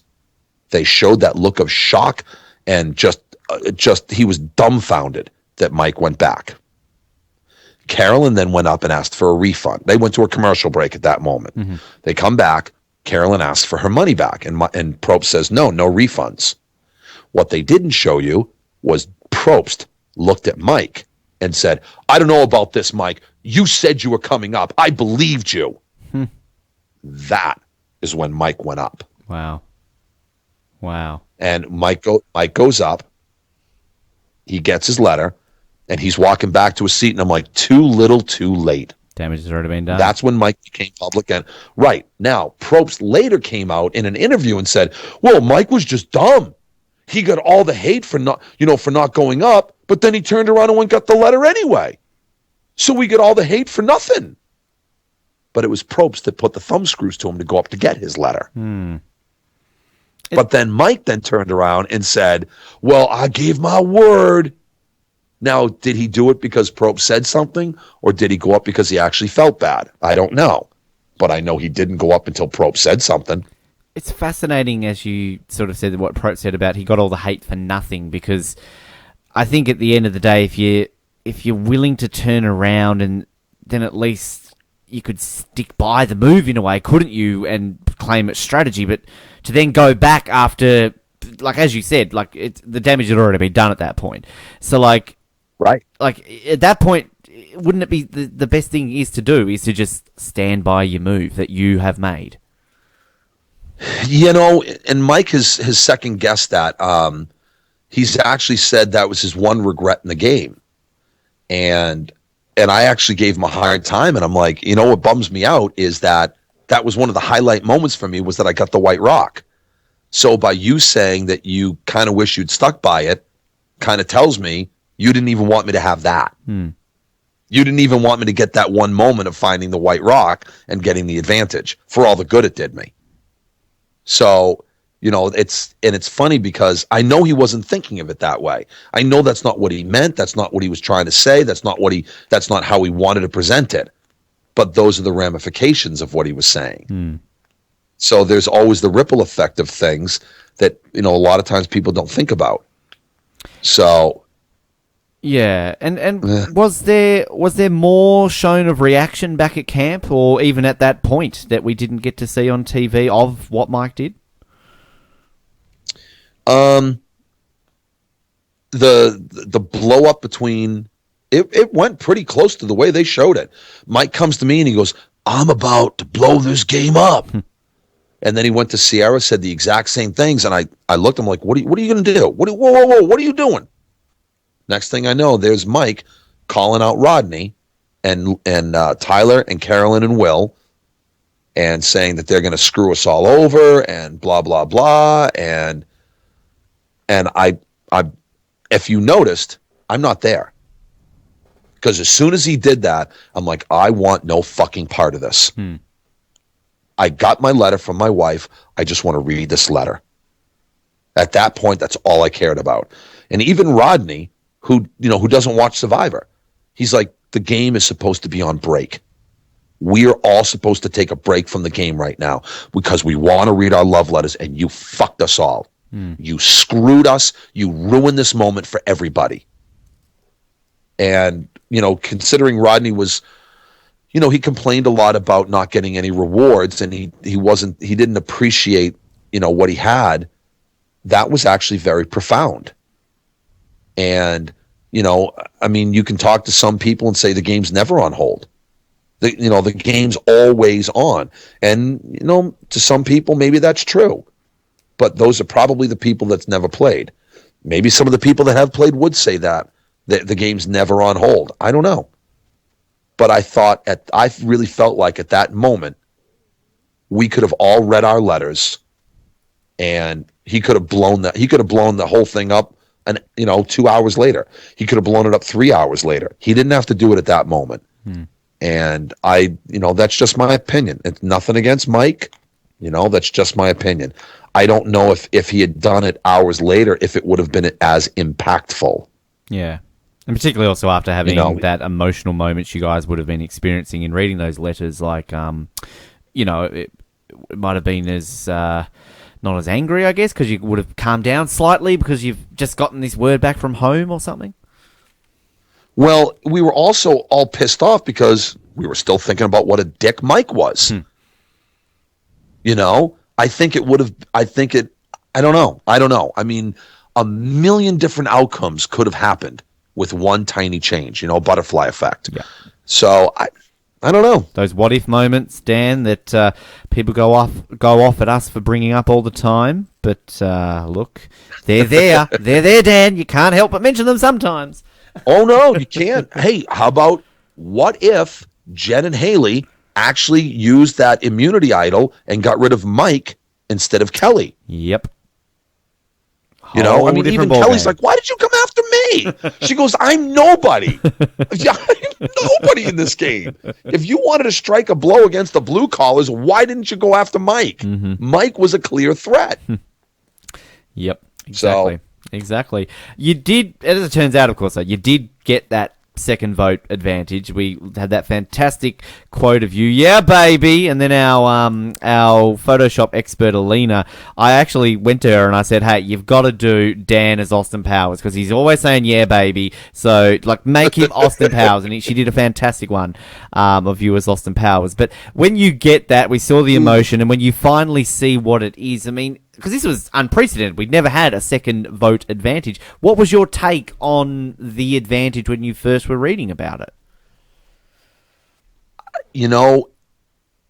I don't think I could have said it any better than I felt like Charlie in the Chocolate Factory with the golden ticket.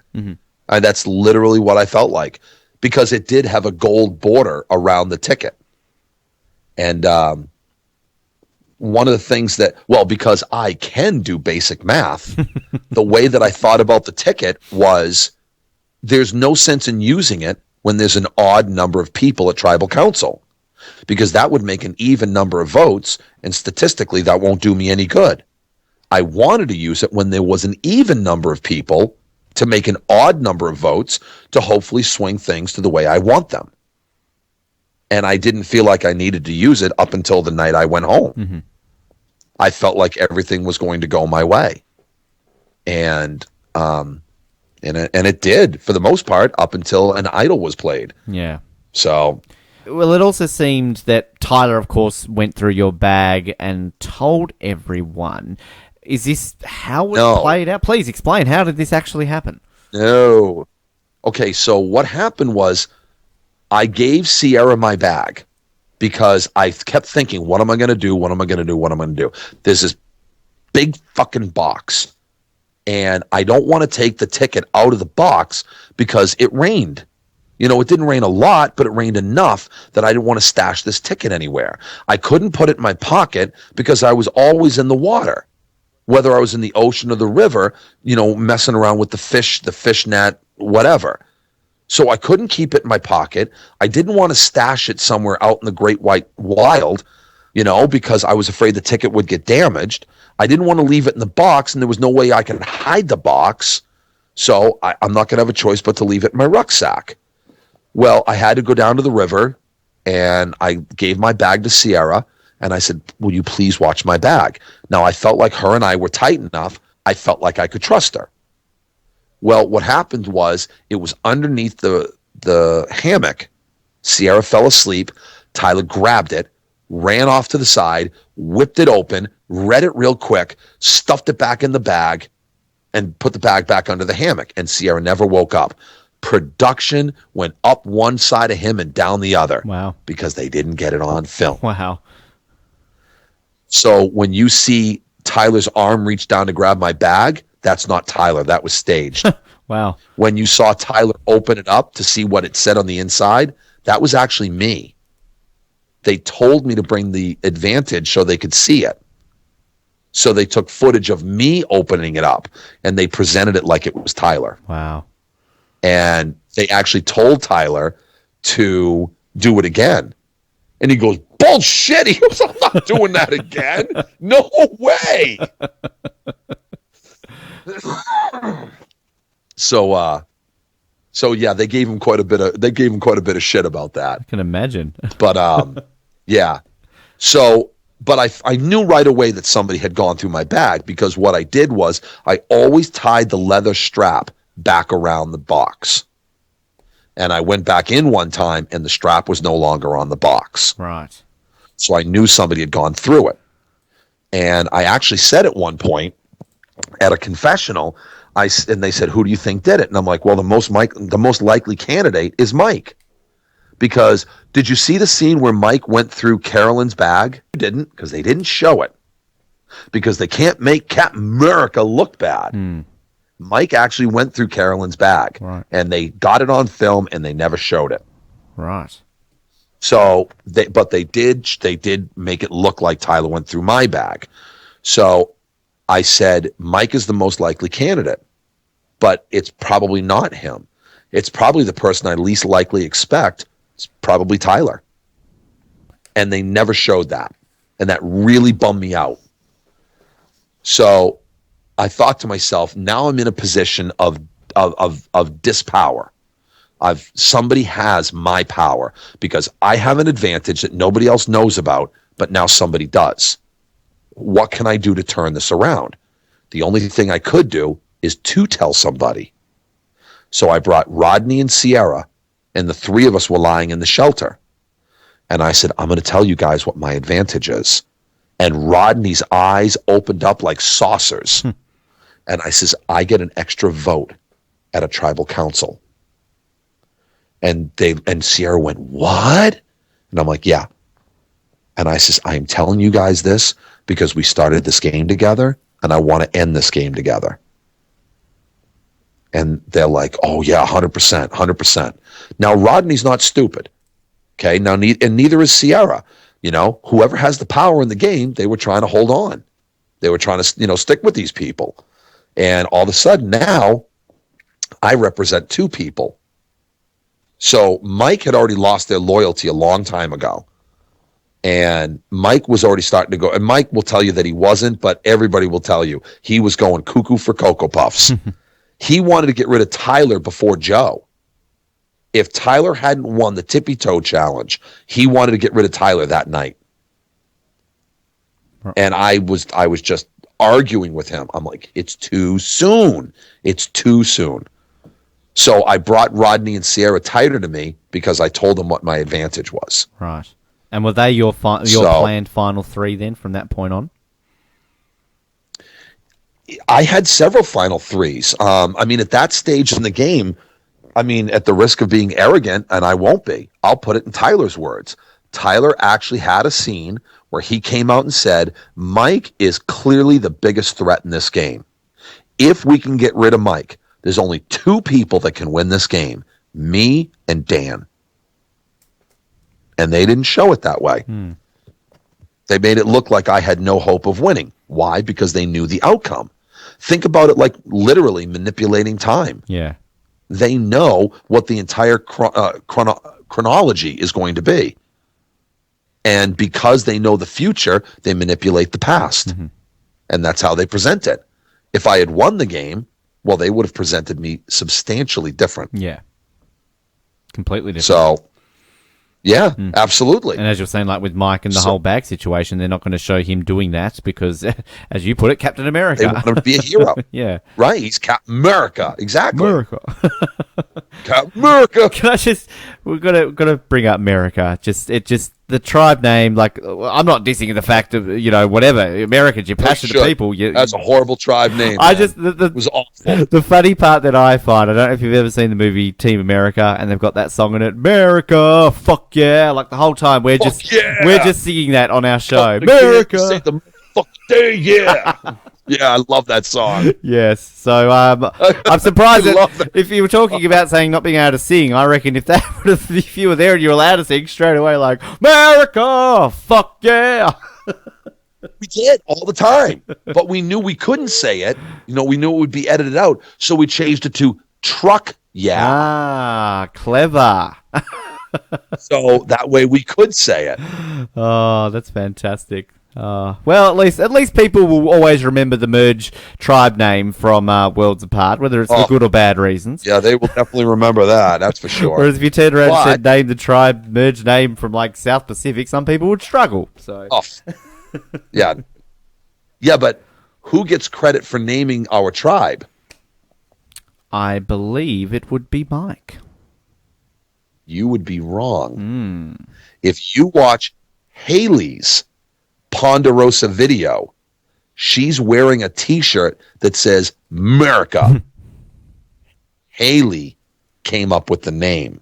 Right. But Mike got credit for it. Right. Okay. There you go. Well, the other name that came up, I've mentioned before I'm Irish, and you guys, down in Australia, over in England, they'll always say cheers. Mm-hmm. Well, in Ireland, they say sluncha. Ah. And it's just Gaelic for cheers. And I said it a lot, and people were like, what the hell are you saying? And Tyler would tease me. He's like, oh, yeah, cilantro. And I'm like, no, it's not cilantro. What's wrong with you? And it was kind of a running joke. Well, Joe actually suggested at the merge that we call ourselves the Slancha tribe.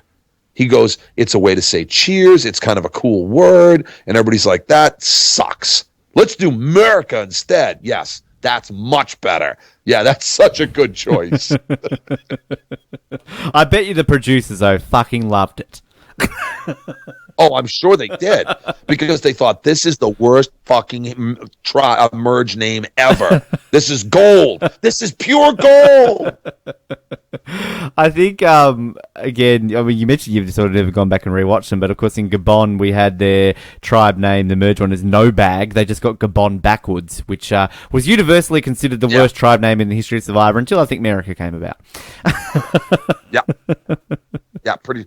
No Bag is still up there. Don't get me wrong. Oh, well, of It's course. still top 3. Yeah, But, like, we can't take away from No Bag.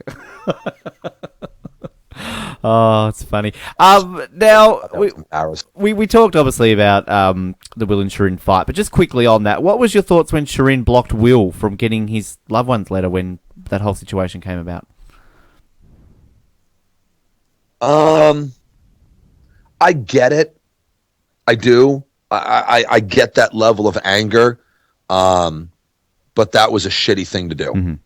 I think that was I mean, there was just no two ways about it. It was just spiteful. But if you listen to Shireen justify it, I believe it was a Secret Scene on CBS. What she said was, well, technically, it's my right because I was the one that told everybody how it works. And I was the one that explained to everybody how it would work. So technically, since nobody else would have known, well, then it was my right to, to deny him the letter. And I thought, yeah, that's really weak. By that logic, if we stick with that logic, when Tyler, Carolyn, Will, and myself all went on the cheeseburger reward, we came back and they never showed any of this. Mike says, all right, we cooked the chicken. I'm like, yeah, we figured as much. And he goes, but I got a surprise. And I said, what? He opens up a pot and there's another bird in the pot. And I said, where did you get that? And he said, it got tangled up in the fishing net. It got pulled underwater and it drowned. So I brought it back. I cleaned her up, stuck her in the pot. And I looked at him like, Mike, what color were the feathers? And he said, they were black. And I looked at him and I'm like, throw it away. And he goes, what? I said, throw it away. That's a cormorant. Cormorants are not safe to eat. Eating a cooked cormorant is the same as eating a raw chicken. There's some kind of a bacteria that doesn't cook away. And even the locals don't eat them. Wow. And he goes, oh, no. Now, if we go with Shireen's logic, technically, I could have kept my mouth shut, said nothing, let everybody eat the bird. They would have all gotten sick. I would have won the game by default. I couldn't do it. Yeah. That's not who I am. So at the end of the game, I don't know if you saw my Ponderosa video. I sadly didn't. I didn't watch too many this season, actually. I feel ashamed to admit that. No, don't be. It's fine. Well, one of the first things I said as I was leaving the game was I wanted to play the game like a hero, and I felt like I did. Oh, I got beat like a baby seal over that. People oh my God, I was pummeled for that. And because they portrayed me as such a dick. So the fact that I came off and I said, I felt like I played the game like a hero. What a moron Dan is. He's so unaware. There's no self-awareness of any kind. He's just an idiot and blah, blah, blah. But that was part of the reason why I said that. Because I literally saved everybody that was left in the game. And I could have said nothing. And I probably could have won the game by default. That would have been a very interesting way of winning the game. Like, we've never had that before, Dan, so wow. Right. So, when I shared the melons, when I stopped them from eating the cormorant, I felt like that was, a heroic thing to do. There's playing the game and there's being a person, there's being a human. And, being a person transcends the game to me. Yeah. So it must have been interesting then to sort of the tribal council we saw when you brought up your backstory sort of being adopted and everything along those lines. Oh, God. Yeah. Was that how... Because it was interesting watching that, how it was brought into comparison with Shireen and everything along those lines, and it felt like there was a lot of, again, editing there to make it seem a certain way. Is that the case? No, it wasn't. It was just me being a fucktard. I mean, it was just, I was desperately trying to say something, and I couldn't. And I want to be able to look at you and say, I want to blame this and I want to blame that. No, it's just me being an idiot. I knew what I wanted to say, and for some reason, part of me likes to think I had all my faculties through this entire game. Part of me wants to say it's kind of like a drunk driver going, "No, I'm fine to drive," kind of thing.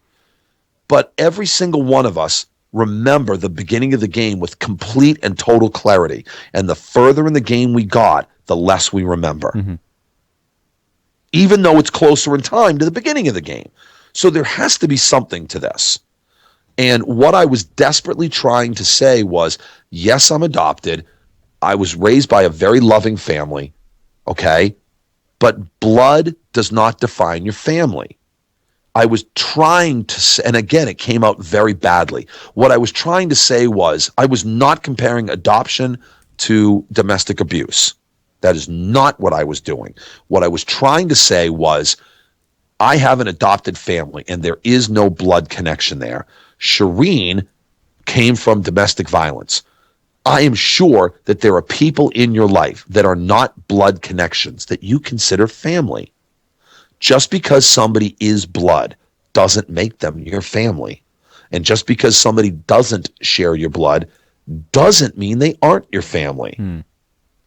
So I'm sure there are people that you love and love you back that you consider your family. So at the time she was pulling this woe is me, I have no family card, and I was trying to say, I'm sure you have somebody that loves you in this world. I just did it. It was just atrocious. It was and there was no editing there at all. None. Zero. That was absolutely me just not being able to say the thing the way I wanted to. Right. Okay. So I actually called my dad the next day and I'm like, listen, did you see last night's episode? Are you mad at me? Are you upset? I said, I really want you to. And he goes, about what? And I told him, I pointed out what was said, what I wanted to say. And he goes, no, I didn't get that at all. You're fine. I'm like, all right, I just wanted to make sure. My dad's 88 years old, and he's like, oh, no, don't worry about it. It's fine. So I'm like, all right, good. As long as I said, I swear to you, that's not how I meant it to come out. But I couldn't form the words. Yeah. So, yeah, that came out very, very bad. Yeah. You mentioned the cheeseburger raw challenge. I just want to quickly say, as much as you went on about how much you love cheeseburgers, I would have been the same. Cheeseburgers are probably my favorite food in the world. So, yeah, I just had to point that out. And the question I want to ask, though, we had the immunity challenge not long after that, where there was male and female immunity. Now we sort of brought that up as well. That's a bit interesting because it's not too often they do that. Did you kind of think that was a bit funny? Maybe production trying to give Mike and Shireen a bit of a safety net there, Dan? Yes, 100%, 100%. Absolutely. We actually thought that the production started to directly influence the game after Joaquin got voted out. Right. Because we thought merging us at 12 was really early. And we were all talking about throwing challenges. And everybody knew that Joe was next. So if we threw another challenge, well, all of a sudden Joey Amazing is gone. Well, Joe's too pretty to get rid of. Let's merge him early. So that whole process is now removed. So did they merge us early? I don't know, because they have merged at 12. They've merged before they've formed a jury. That has happened. But we all felt like it was a little early. So I don't know.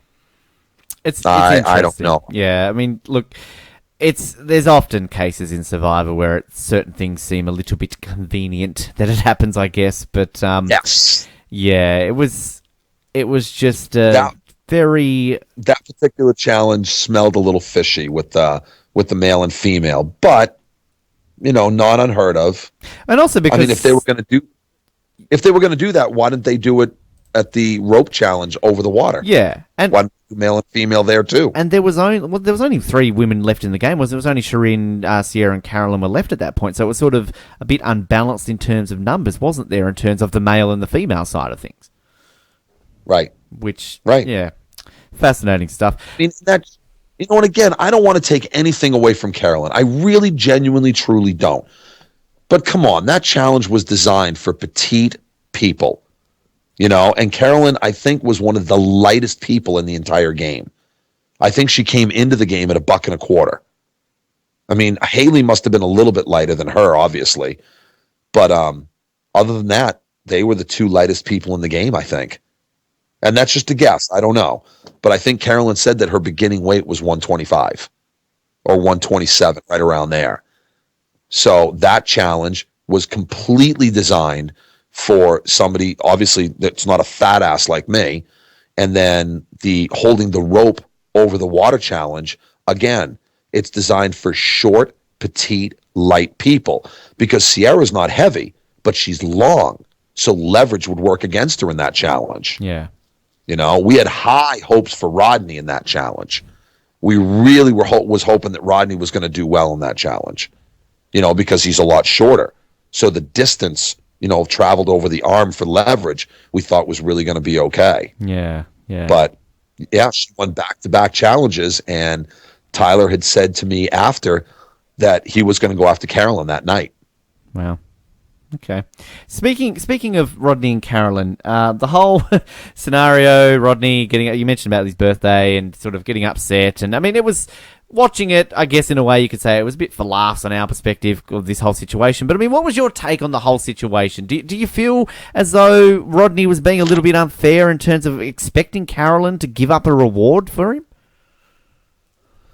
Well, everybody talked about that if it was like the pizza zipline reward with Joe, where it was all individual, and then the one person that wins, you get to choose people to go with you. We all agreed, Rodney, you're going. You're going to go. That's all there is to it. But it wasn't. And I'm not going to lie to you. That seemed a little convenient as well. Because now all of a sudden, all the reward challenges are team-based. There wasn't a single one that was individual. Not a one. That seemed really friggin' convenient. So I felt like Rodney, if you want to go on one, win one. And it became known that Rodney was the kiss of death. If Rodney was on your team, you weren't winning. You were not going to win. That's all there is to it. And the thing that I wouldn't have felt bad for Rodney, except Carolyn promised him. She told him that she would. She told him point blank, I swear to you, I will give it up. And she didn't. I lose all sympathy for her at that point. Don't give somebody your word and then turn around on it. Even in Survivor, especially with something like that, which is so easy to call you out on. I mean, she should have just said, I don't know, Rodney, I don't know. But she said that she would do it, and then she didn't. And I don't blame her. Again, don't get me wrong. I can't argue with Carolyn's logic. I don't want to take anything away from her successes at the challenges and the fact that she got to go on some amazing rewards. The one I didn't care about, the one that I wanted to go on was the orphanage one. Being an adopted child, I could certainly associate. I can, I was very fortunate to have been adopted very young. I was 9 days old when my parents picked me up. I was born on February 5th, and my parents picked me up on Valentine's Day. And my mom told me that I was, the best Valentine's Day gift she ever got. And I was one of 4 adopted kids. All the kids in my family were adopted. And there was a huge amount of love in my family, and I really wanted to share that at at that orphanage challenge. That's the one that I always dreamt about, but it didn't work out, and that's okay. Mike, Carolyn, and Sierra were really, really good representatives, and I certainly have no regrets about the way things turned out. It is, we played the game, and Rodney forgot the balls. That's all there is to it. If, he'll blame me because I didn't get the balls in fast enough. But, if Rodney hadn't forgotten the balls and I had that extra 60 seconds, we would have won. Hands down. There you go. Hands down. No two ways about it. I like that kiss of death. I had dialed in. Mention you said of Rodney, though. That's kind of funny. He's the kiss of death. He's on your team. Yeah. Yeah. And I love Rodney. He knows I do, but it just became, if Rodney's on your team, you're losing. That's all there is to it. And it was just kind of a bummer. Of course, Mike wouldn't stop winning immunities, Dan, and it all kind of led up to the night where you eventually would go home. You played your advantage there that night. Do you think that you playing your advantage was... caused Carolyn to play hers? Yes. Do you, no, I don't. Okay. No. That was probably... And I'm actually kind of confused by it because they made it really clear that Mike was telling her to play her advantage. I don't believe that Carolyn would have ever played that advantage if Mike hadn't told her. I think Carolyn believed that she was safe. And I'll back that up because at the start of the final episode, she came out and asked. She went to the beach with Will, Rodney, and Sierra. Mike is still back at camp.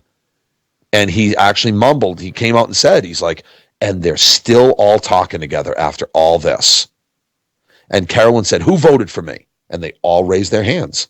She had no idea that was coming. None. And if Mike hadn't told her to play it, she would have gone home with that idol in her pocket, and I would have been at the final tribal council. No two ways about it. It's fascinating with Mike and the Carolyn situation, and that he saved her. Well, and then of course he basically saved her then when it came down to the fire making challenge, you would say, because I mean Mike clearly could have just voted Carolyn out at that point. Was Carolyn not, I guess, and again you keep saying obviously you don't want to take anything away from Carolyn, but I guess what I'm trying to say, was her edit more positive on her game? Because was she respected as somebody who could have won the game? Because it really didn't seem like Mike perceived that she could win the game.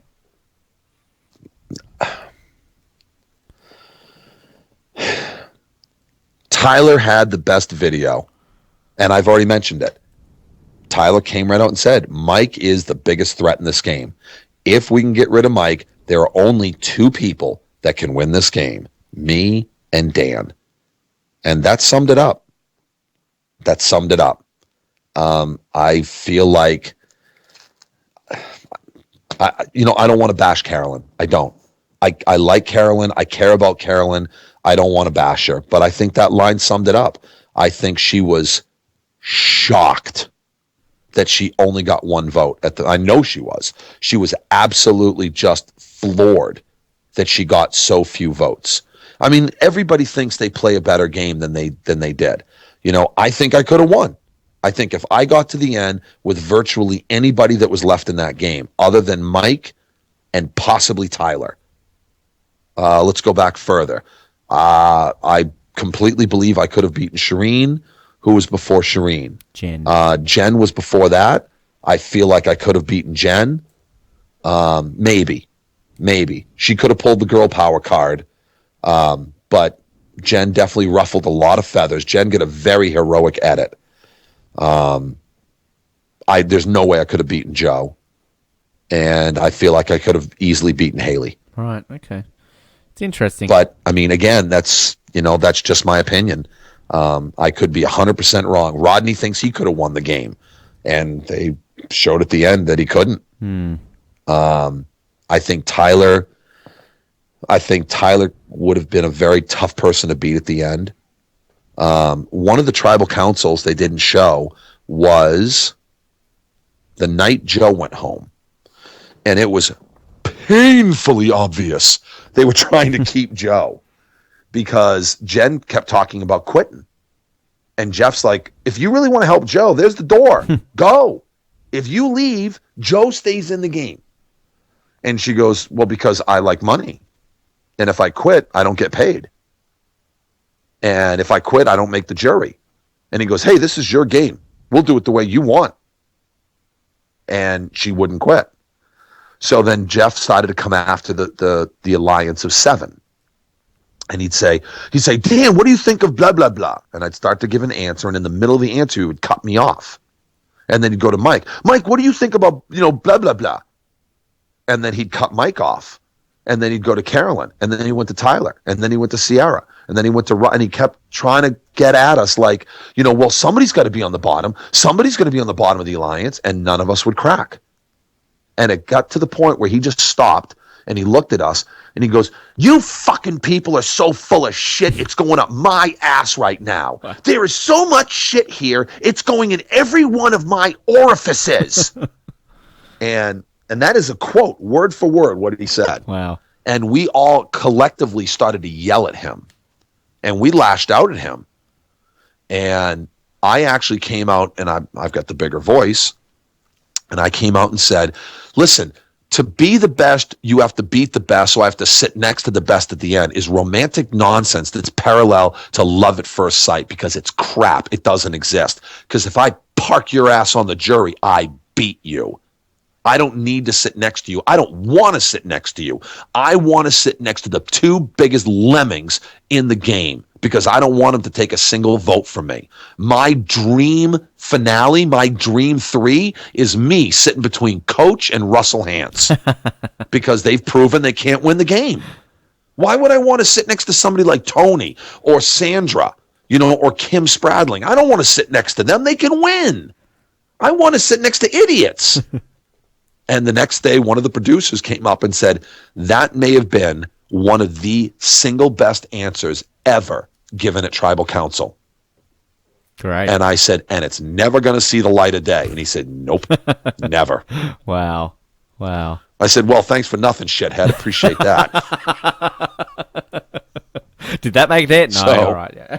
No, I didn't make the air either.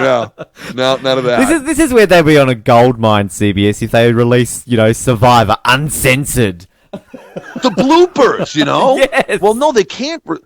They can't release it because now it shows the truth, not the slant. So, and they have to stick by the slant. And Jeff Probst proved that with the raw footage. So they have to stand by that no matter how fucked up it is. They have to stand by it. And that's why we exist here, Okay. Dan. This is why shows like ours exist, so we can hear the bloopers. All right, so now I'm gonna hit you with a question. Oh, here we go. So the doctor is Dr. Ben, Yes. and he's Australian. Okay. Okay. Now, I would very much like you to say a word for me. Okay. And I want to see if you say it like Ben says it. Okay. These are the little black and white birds that only live in the South Pole. Okay. Can you say that word? Penguins. You say it right. What is Now, did you try, or is that how you No, say it? I literally had a moment there, Dan, where I'm like, fuck, what are those birds called that live in the South?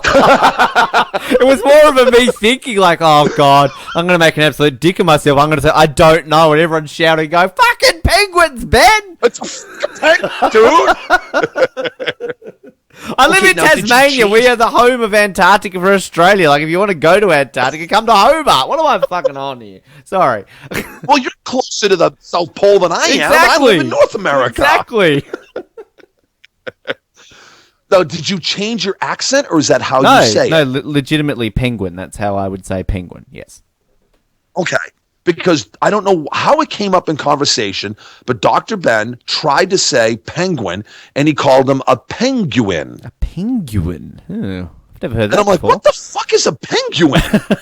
And he goes, it's what you're saying. I'm like, no, it's not. That's not even fucking close, dude. and he's like, well, what am I saying? I said, you're putting an extra syllable. It's penguin. You're saying penguin. And he goes, oh, right, I am. And I'm like, yeah, you are. So it's funny because you listen to some of the people's, I mean, we're all Americans for the most part. So there's like little, Haley had that little Southern belle twang going on. And, Rodney's got his thick Boston accent. And Mike's got his Southern, redneck, I married my own cousin kind of accent going. And, but it's, the Australian accent's very cool. So, Well, thank you. And sorry, total side note. No, look, please, that's completely fine. And I found when I was in America, I love all things to do with America. I love all things to do with Canada. And it was funny, actually. We went from America into Canada, and my fiance, which was my girlfriend at the time, I'm walking down the street. We're in Toronto. I'm like, oh, just, these accents. I fucking love Canadian accents. She's like, they all fucking sound the same. Like, they don't sound any different. I'm like, listen to how these people are speaking. We were in Chicago a week ago. These guys speak so differently to people in Toronto, and she just hears any sort of North American accent and assumes you all sound the same. Oh, I mean, Quebec to Toronto and Montreal, all three of them are very, very different from each other. Absolutely. And I find in Australia, like, we don't really have that regional difference in our accent. Like, we have people that sound different in certain parts, but it's not like, you compare the southern US to Boston and Right. It's, you might have little nuances, but they're not like deep cutting dialects. Exactly. You don't say, "Oh, you're from Melbourne, you're from Perth." Like, you can't really tell. Like, it's Well, you're a fucking idiot. That's what you are. You can't tell.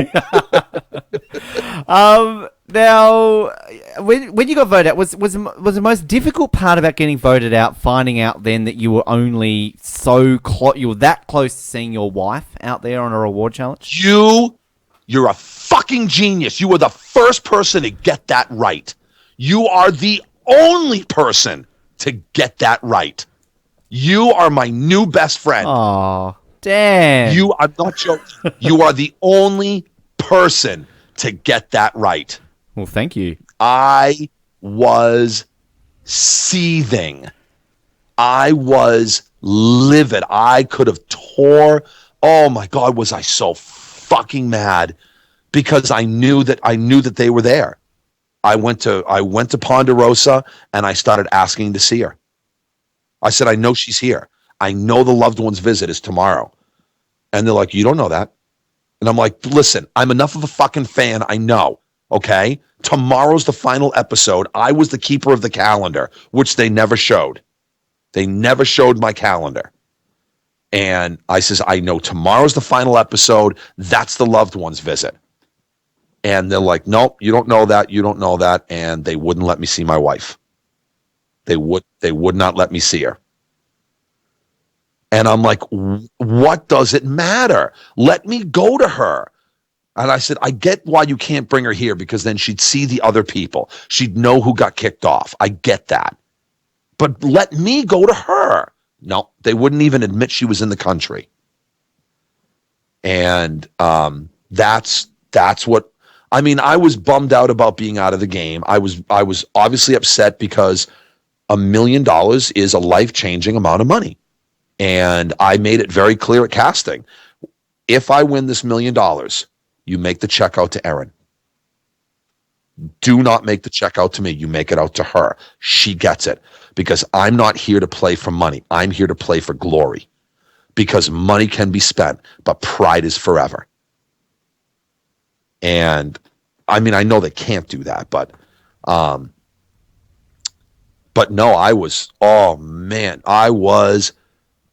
fuck me with, I'm still angry about it. I can imagine. It's fascinating because I know we had Laurie Doherty on, wife of Chris Doherty, who won Vanuatu, and she was talking about the whole process of loved ones and kind of when they got flown there. And I can't remember who it was who just missed out on seeing their loved one in Vanuatu.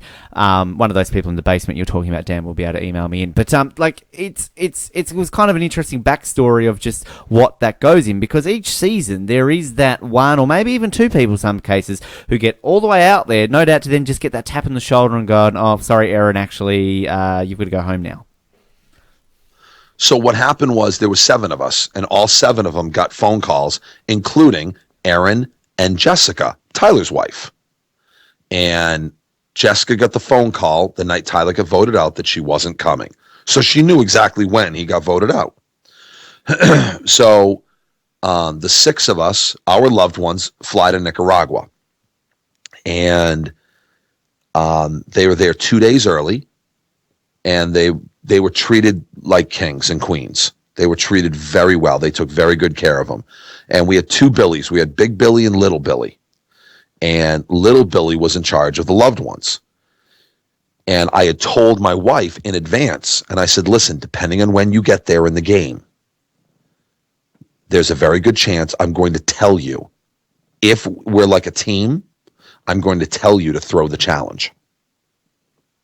Because anybody that wins that, a lot of times they can choose other people to get to see their loved ones with them, depending on how late in the game it is. I don't want to be put in that position. So we're going to throw the challenge. I love you. At that stage, it's probably not going to be long till the game's over anyway. So don't worry about it. But I'll let you know. So just be ready for that. And she's like, okay. She goes, that's actually really smart. So, and again, I'm way smarter than I look, which I know isn't saying much, but still. So they were all told that one of you is going to get a knock on the door, and whoever does, you're not going to get to see your loved one. Erin gets the knock on the door. She spent hours, not just weeping, sobbing, like the deep, shaking shoulders, uncontrollably sobbing. And obviously, I didn't know that, but I know my wife, and I knew how she would take it. So when people ask me after the fact, they're like, you looked at Mike like you wanted to kill him. I'm like, you're fucking right, I did. Because he walked in and he had that smug fucking smile on his face. And I'm going to say it now because it's okay to say it about a man. I wanted to slap that fucking smile off his face. And everybody saw me. They showed me. I just looked away with this look of disdain because I couldn't even stomach looking at him. That's how angry I was because he took my wife away from me. And that was worse. And so the next day she comes down and everybody's getting ready to go because the challenge is getting all ready. And everybody's like, oh, we're so sorry. We're so sorry. And then she just started to break down all over again. And I think she had said that Sierra's dad, Dan, was the first one to go over. And then all the guys came over, and then all the girls, they just all huddled around her. And she was like, listen. And Billy finally comes over and he goes, listen, it's time to go. And she goes, listen, it's okay. I'm going to be fine. I'm going to see him in just over a week. It's okay. Go. I love you guys. Have fun. And off they went. And Billy says, he goes, listen, I know that you're upset. I'm really sorry. How about a full body massage? And she's like, Dan, who? So they took Erin and she got this. She had like an hour and a half full body massage. She goes, fuck Dan, this is awesome. So they really made it worth her while. Yeah. And the psychiatrist came to talk to Erin. And Dr. Liza is very nice, and she tried to make Erin feel better. But Erin's like me. She goes, you're not going to say anything unless you give me my husband that's going to make me feel better. That's all there is to it. So she ended up getting they all got flights back except for Mike's mom. And they told Erin she was going to have to spend the night in Miami because they can't get her a connecting flight back to Portland, Maine. And she said, listen, just fly me to Boston. I can take the bus from Boston back to Maine and get a ride from the bus station. And they're like, are you sure? Are you sure? And they're like, absolutely. She flew back with Rodney's dad. Rodney's dad looked out for her like it was his lot in life to care for Erin. As a matter of fact, he took her out to dinner. He treated her like gold. Fantastic. And it was really nice to hear that even they made those kind of connections. Yeah. Future season of Survivor there, Dan. It was, yeah, it was really very sweet. So, but I don't understand the rationale why they wouldn't let me see her. Yeah. I still don't. It's interesting. Because she knew I got voted out. Yeah. So I'm not spoiling anything. She signed a non-disclosure agreement. So even if I told her things, she's not allowed to say anything. Yeah. So I don't know what they were protecting by keeping me from her. Yeah, exactly. It gets to the jury. It was a very interesting moment that you were allowed to speak twice, I guess. With that whole situation, was there more to it, or was it simply a case of Jeff, hey, yeah, you can say something again? No, there was a lot more to that. So the first thing I couldn't figure out is why did Sierra go home instead of Carolyn? Because the plan was, because it was me, Rodney, Sierra, and Will. And we all voted for Carolyn, and Carolyn stuck around because she played her idol. We knew that Sierra had a better shot at beating Mike than Carolyn did, because all the endurance challenges were over. Carolyn did virtually nothing in the rest of the challenges up until the last one with the lighthouse, which I was actually really impressed that she did as well as she did on. But we all felt like Sierra had the better shot at beating Mike. And at that point, we all agreed Mike was public enemy number one. Mike had to go. So we all had agreed that Carolyn went next. But Mike also knew that Sierra had a better shot at beating him at challenges. That's why Mike made his play at Rodney to get rid of Carolyn, and it worked. So I asked Will, I'm like, what the hell happened? Why did you get rid of Sierra instead of Carolyn? And he gave me some kind of an answer, and I could see Mike's face just contort, like he was having a seizure. And he was obviously not agreeing with whatever Will was saying. And so that was fine. Originally, I was going to say something very different to Carolyn. And I don't even remember what my question was to her.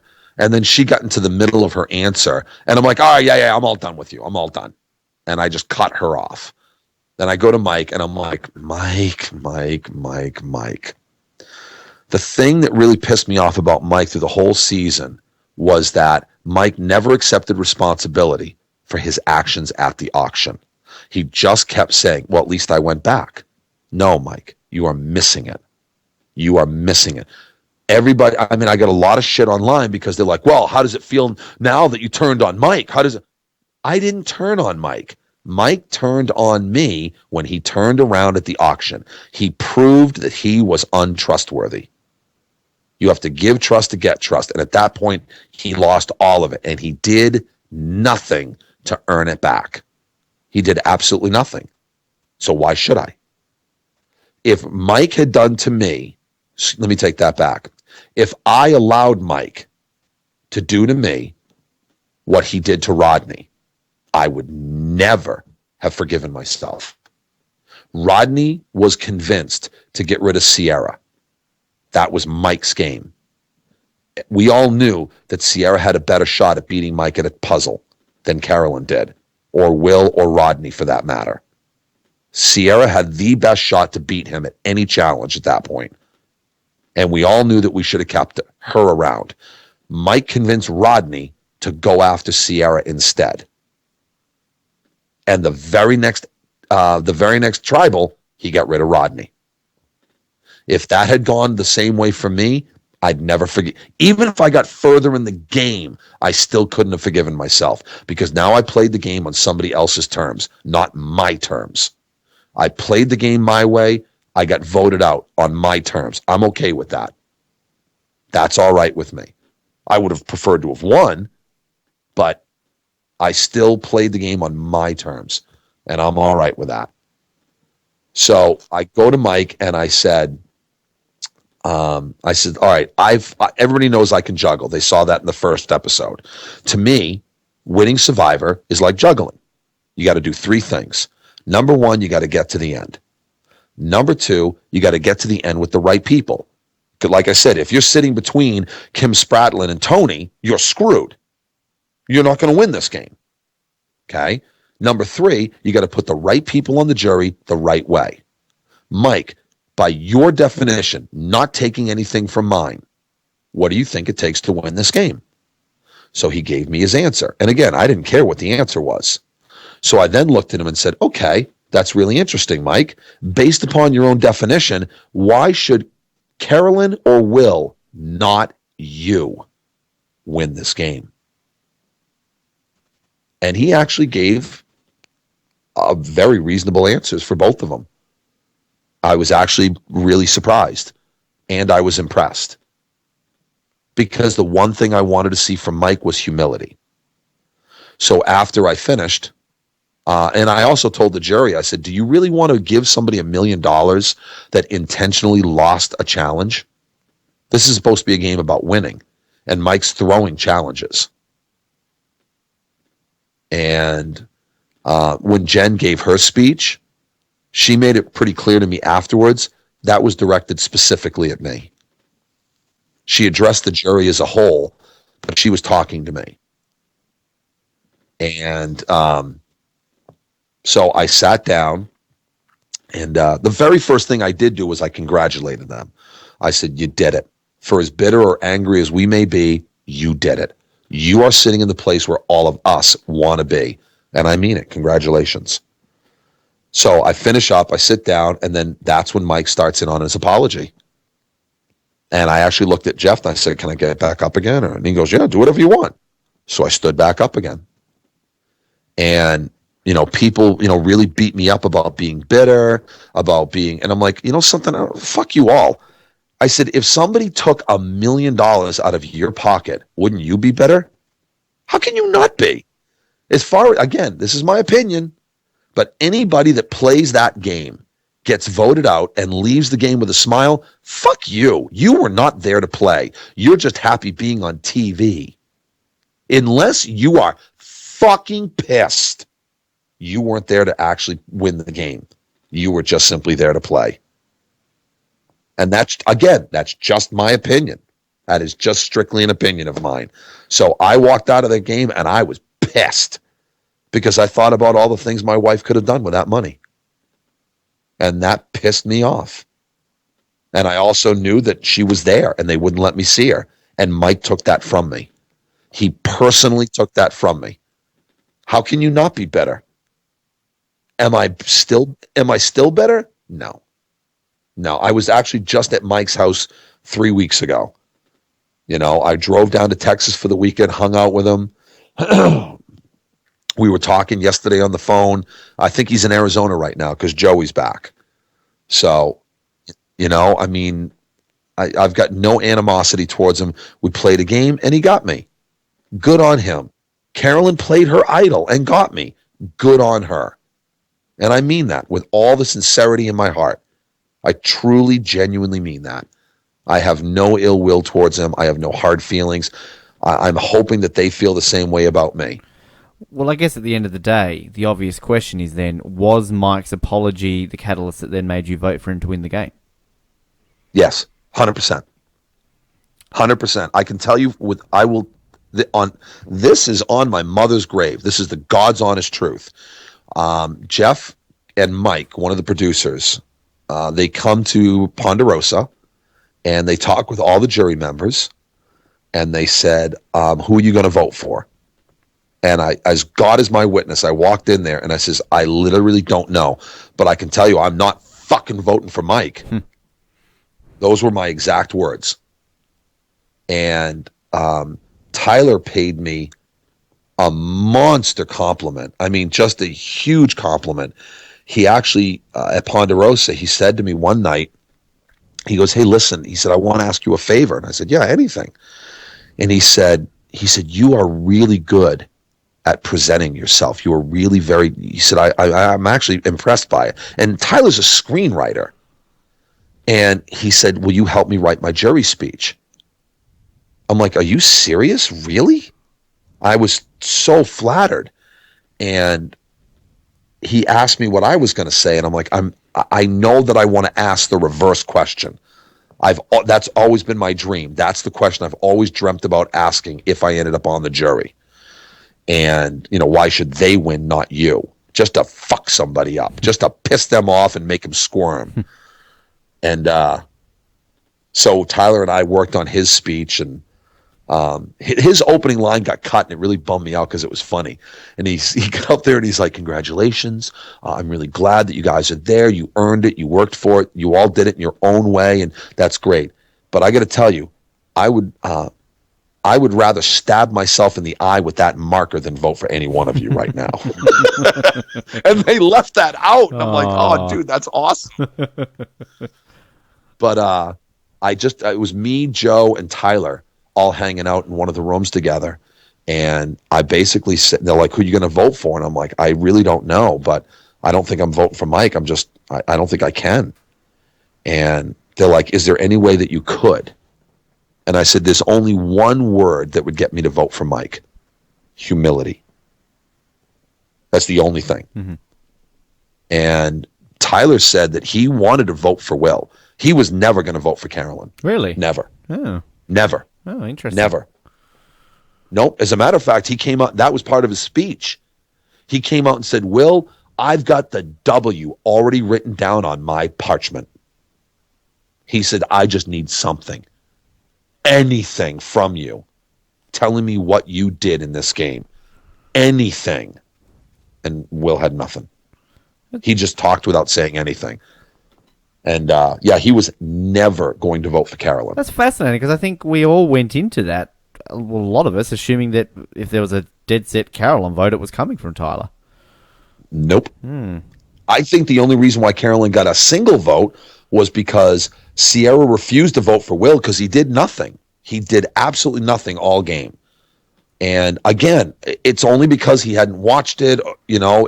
He's not a fan of the show. I don't want to take anything away from Will. I really don't. I love Will. I genuinely do. I don't want to take anything from him. But as a Survivor fan, he was the GOAT. And I think the only reason why Sierra voted for Carolyn was because she was pissed at Mike. Right. It was a fuck you vote. That's my opinion. That's just my opinion. I believe that Mike played the better game. I don't think it was a traditional game. I don't think it was. I think he had an enormous amount of things go his way, but everybody knew if Mike loses one, if he wasn't safe for 6 straight tribal councils, he was gone. As soon as Mike lost the challenge, he was gone. That he was unprotected. So I guess got to ask then, if Mike doesn't show the humility, if he doesn't apologise, who do you think you would have voted for?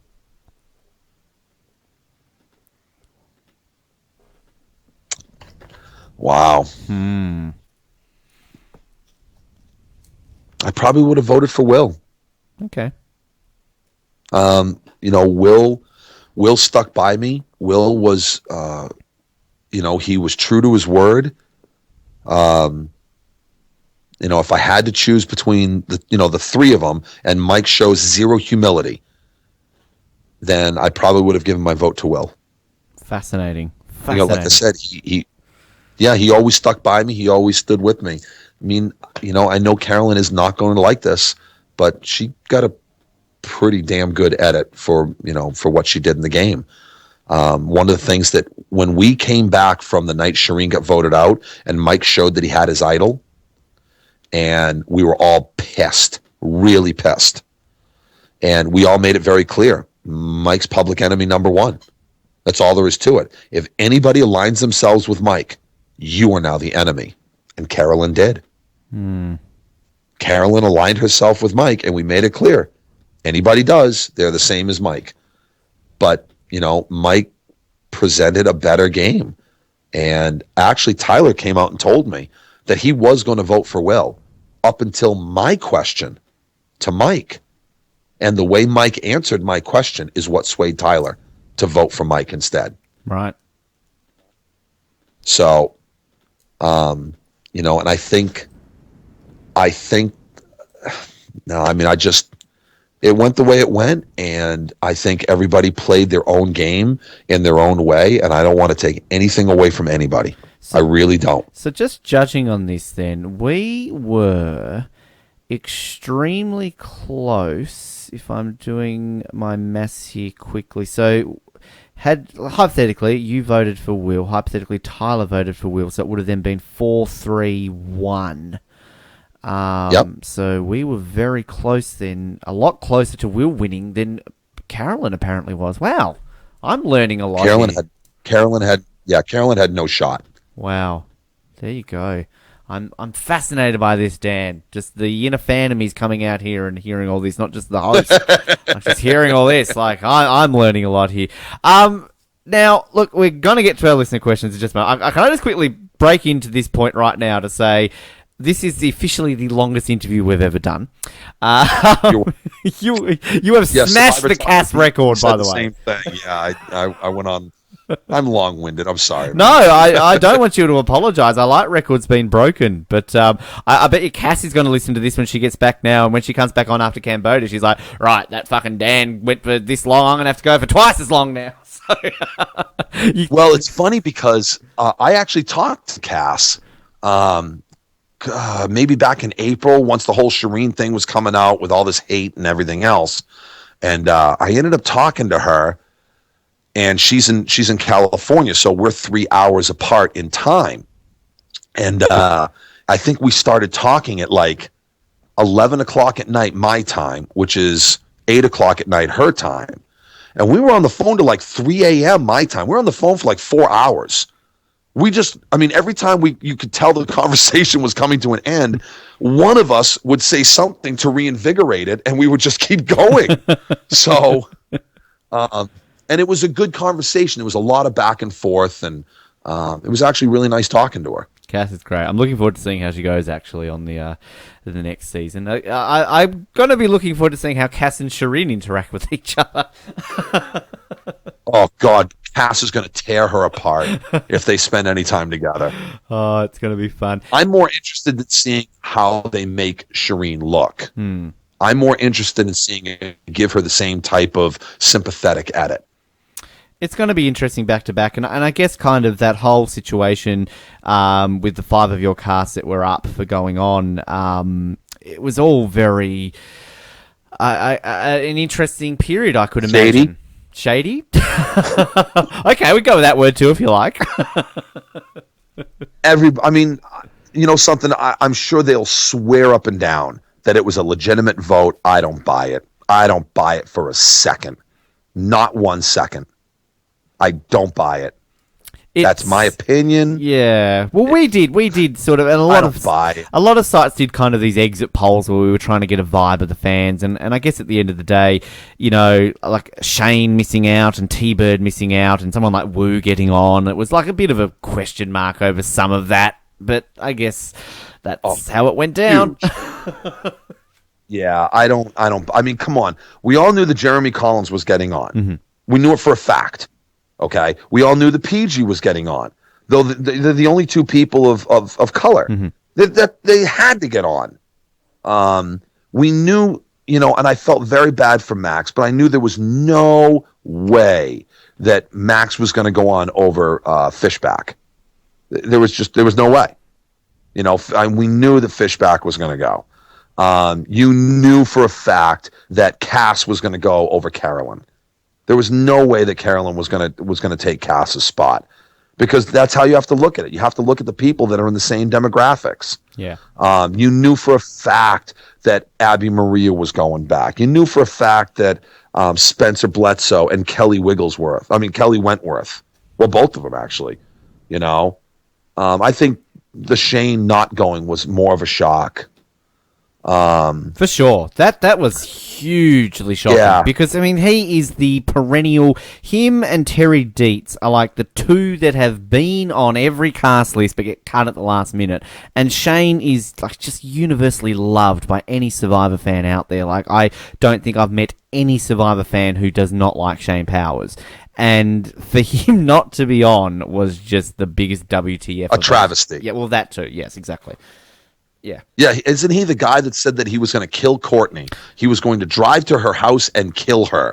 Amongst the many things that he said that right, season, yes. He was the one going off at people for stealing seats, and on day 1 basically saying, I just quit smoking and drinking yesterday, I'm going to be fucking grumpy. That was awesome. Yes. Oh my God, that was spectacular. Yes.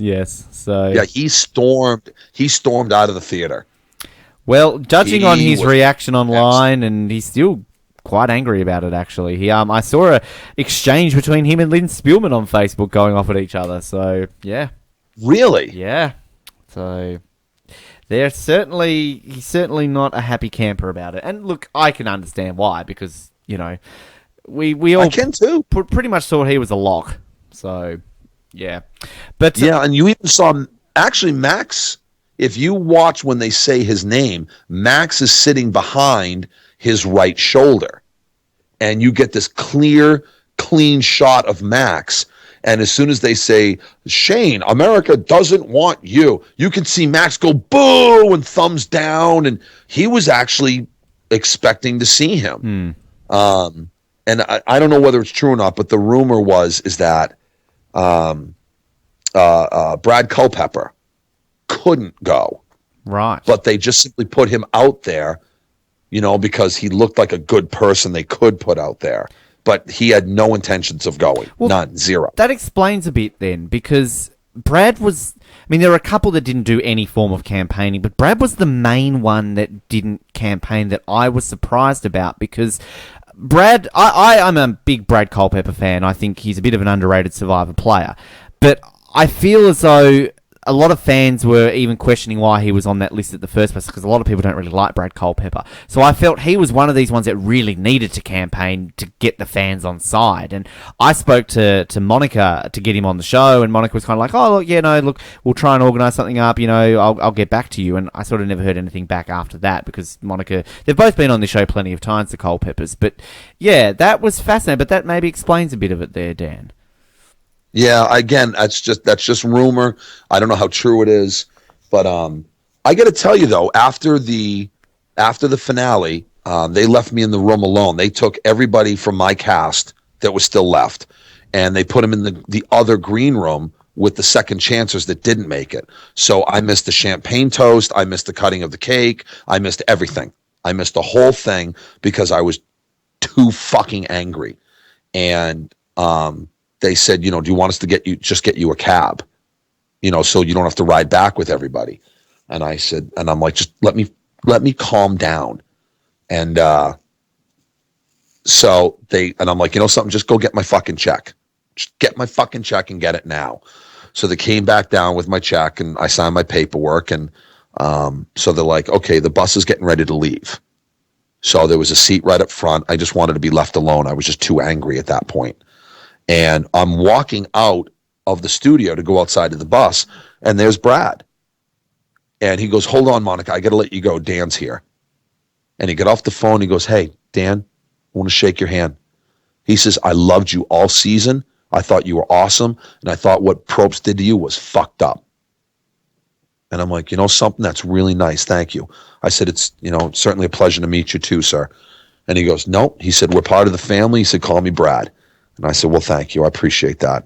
Fantastic. So I thought that was, seriously, class act. Yeah. That was really nice. Definitely. Big, well, as I said, big Brad fan, big Monica fan. I love the Culpeppers. And, so I actually always had Brad on my 10 when I voted for the 10 males, even though I knew he really probably wasn't going to get on. But I would have loved to have seen Brad out there. Now I want to get into these listener questions here, Dan. A lot of these have been answered because you've covered a lot, clearly. The one question that I want to quickly ask, though, which again I don't know how much you are aware of what happened there, the wheel apology to Shireen, did it happen at Ponderosa? At Ponderosa, yeah. Okay, how about we just take Shireen's words? At the finale, I was not there.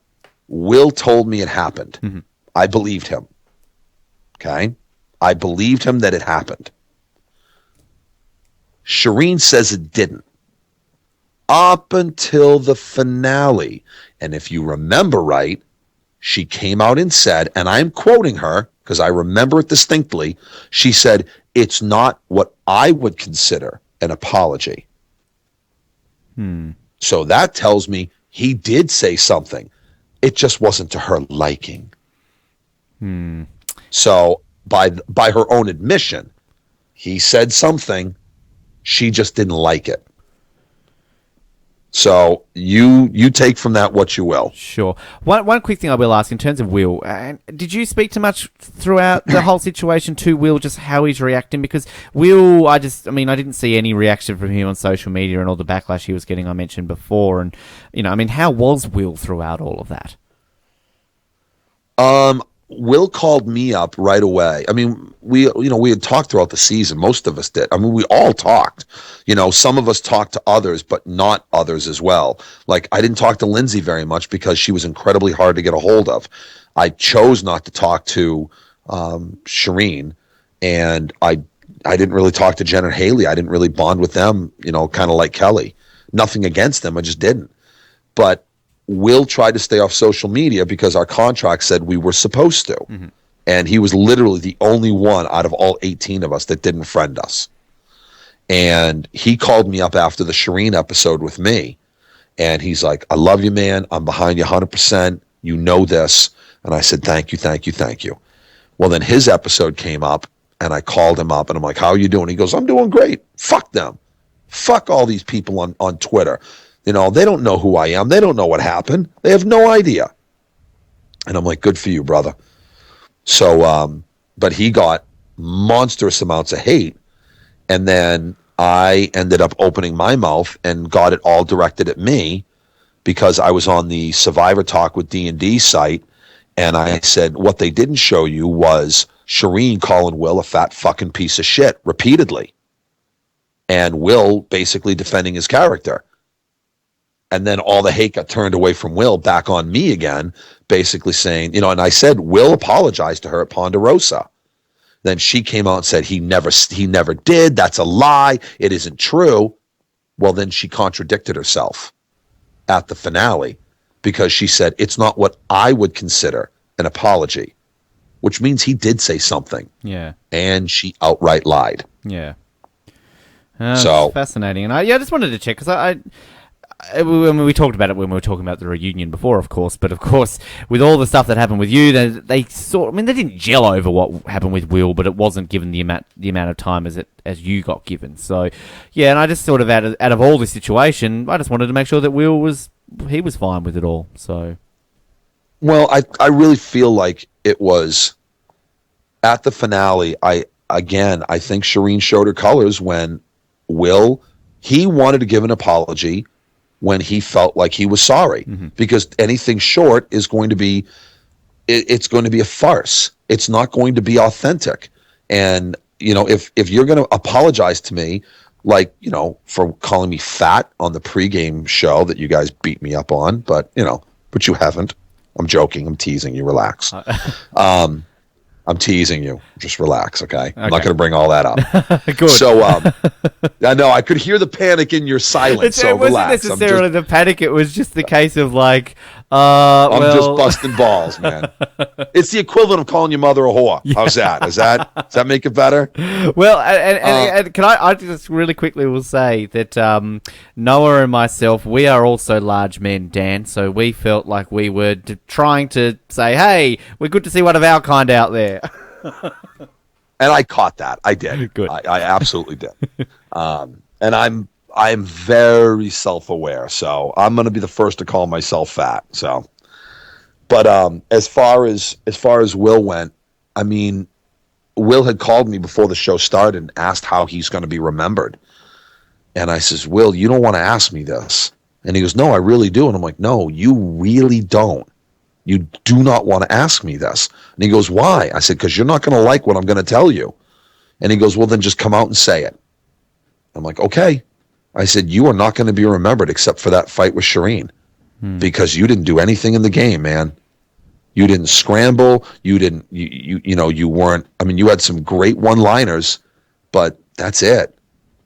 And that's pretty much exactly how it went. And, they really focused on that Shireen fight, and that was probably the biggest thing that he's going to be remembered for. Yeah. And that's really unfortunate. Yeah, it is. Definitely. I agree with that completely. All right. Listener questions, Dan. Again, a lot of these have already been answered, and then we'll get into our final five.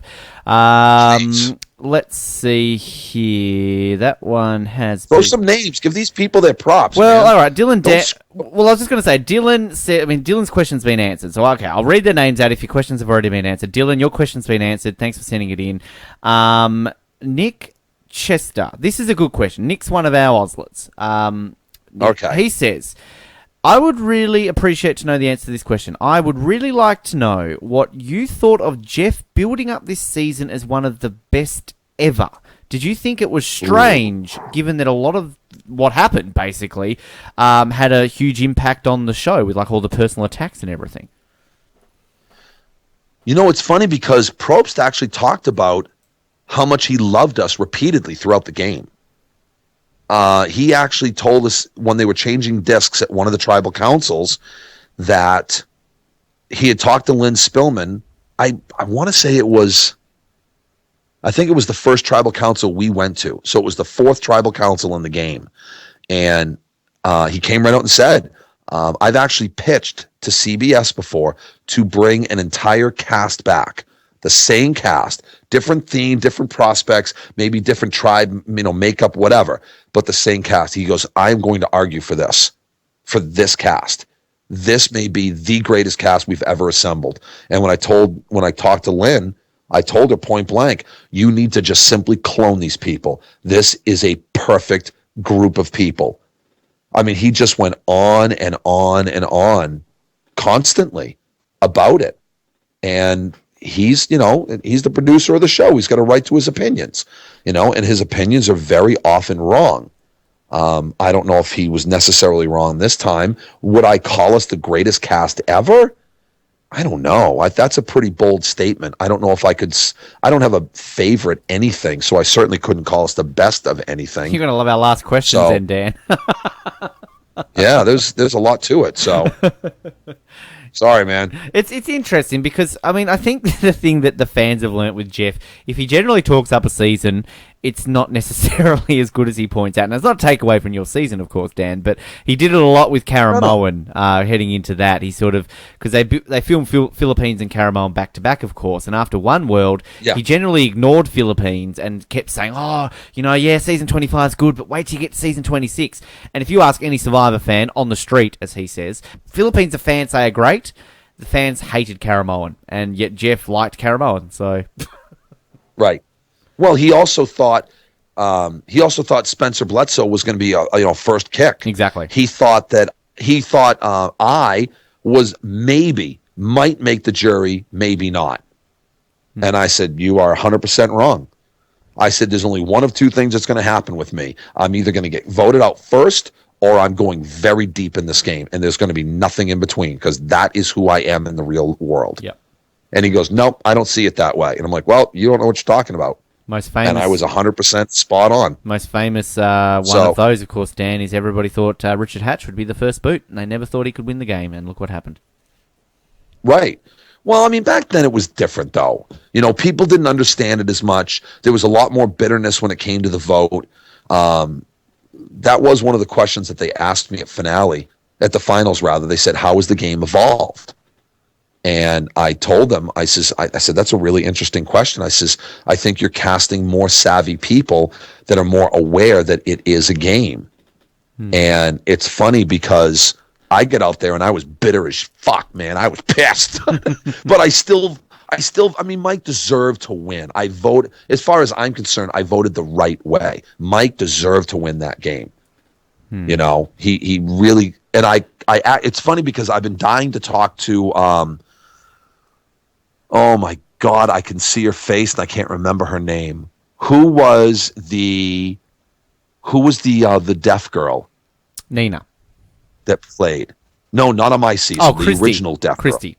Christy. I was going to say Cassie. Christy.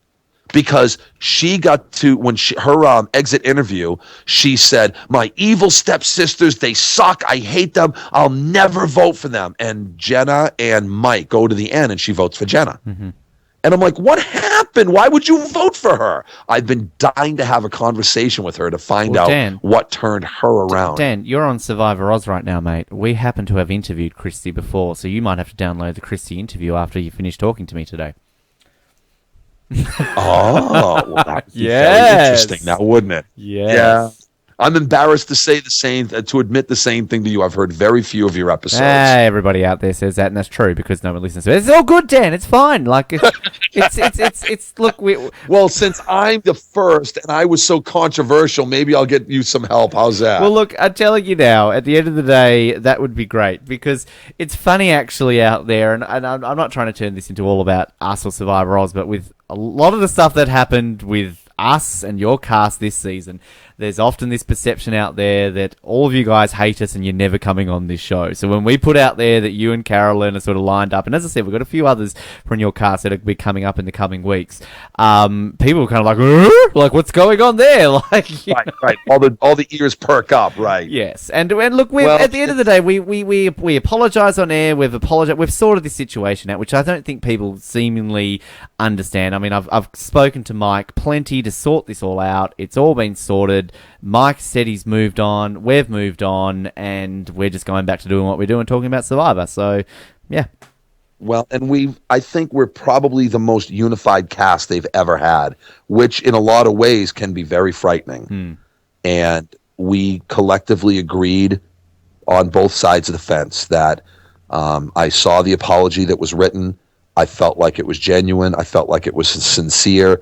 And, I mean, from my opinion, who am I to look at somebody, that has done something and they come to me genuinely, sincerely to apologize? Who am I to refuse it? I'm not going to cast stones at anybody, and it's one of those things where, yeah, we should put it behind us and let's move on, and let's not let this season be remembered with hate, even between us. Exactly. So I'm thrilled to be the first person on the show. I'm thrilled to be able to talk to you. And I'm thrilled to say enough is enough. Give me another question. Alrighty. Well, I've got a shout out here from Noah, who helped set this interview up today. Noah wanted to say hello to you. His question's already been answered, by the way. But yeah, I just thought I would put that out on air. So say hello to Noah, please. How do you say his name? Noah? Noah. Noah. Yes. Noah. Yes. Perfect. All right. Had a couple of great Facebook conversations with him. Would have loved to have heard from him. That's for sure. Absolutely. So Noah, right back at you, brother. Love you, man. There you go. All righty. Jordan, no last name given, but Jordan says, if Mike had not betrayed you at the auction, how do you think the rest of the game would have played out had you guys stuck together? If Mike hadn't betrayed me, the original plan. It was funny because Tyler had said something about Dan's not thinking past final six. Well, Tyler's an idiot because Dan was always thinking way ahead, because my plan was me, Rodney, Sierra, and Mike. 4 is greater than 3. So once we got rid of Joe, Shireen, and Jen, there was only 7 of us left, and the blue collars had the majority numbers, exactly like the mix-up. So I was looking at going to the end with me, Mike, and Sierra, me, Mike, and Rodney. If Mike lost the challenge, me, Sierra, and Rodney. I was thinking possibly me, Will, and Rodney. I was thinking me, Will, and Carolyn. I was also thinking about that. At no point did I have Tyler in my equation. And to be very honest with you, if I could have gotten rid of Mike at any point, I would have. At any point. Okay. And everybody wanted him gone. So, there was a lot of different scenarios there, but Will and Rodney being so tight was a real big concern because the two of them represented 2 votes. So, it could have gone several different ways. It all depends on who wins immunity, who doesn't win immunity. But, if Mike and I hadn't fallen on the outs, I think we would have been the power couple. And I think I would have still gone. I think I would have gone to the end. I think Mike would have taken me. I don't know. Those what if situations. I really don't know. Those what if situations. We do love them. Those what ifs suck, man. Drive yourself crazy with the what ifs. Thanks, Jordan. Now, Johnny Acosta's question has been answered, but hello, Johnny. Long-time listener to this show, Johnny. We appreciate your support.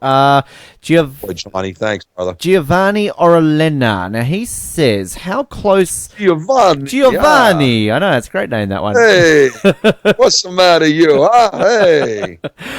How close were you to Rodney? It seemed as though after the auction, you two were getting closer. Yeah, Rodney and I, once Joaquin was gone and Rodney started to calm down a little bit, and after the auction, it was pretty nice because Rodney came to me on the beach, and I was just. He actually called me up after that episode because he was really upset. He didn't want me to think that he came to the beach just to play me. He really wanted me to know that he came to the beach with genuine sincerity.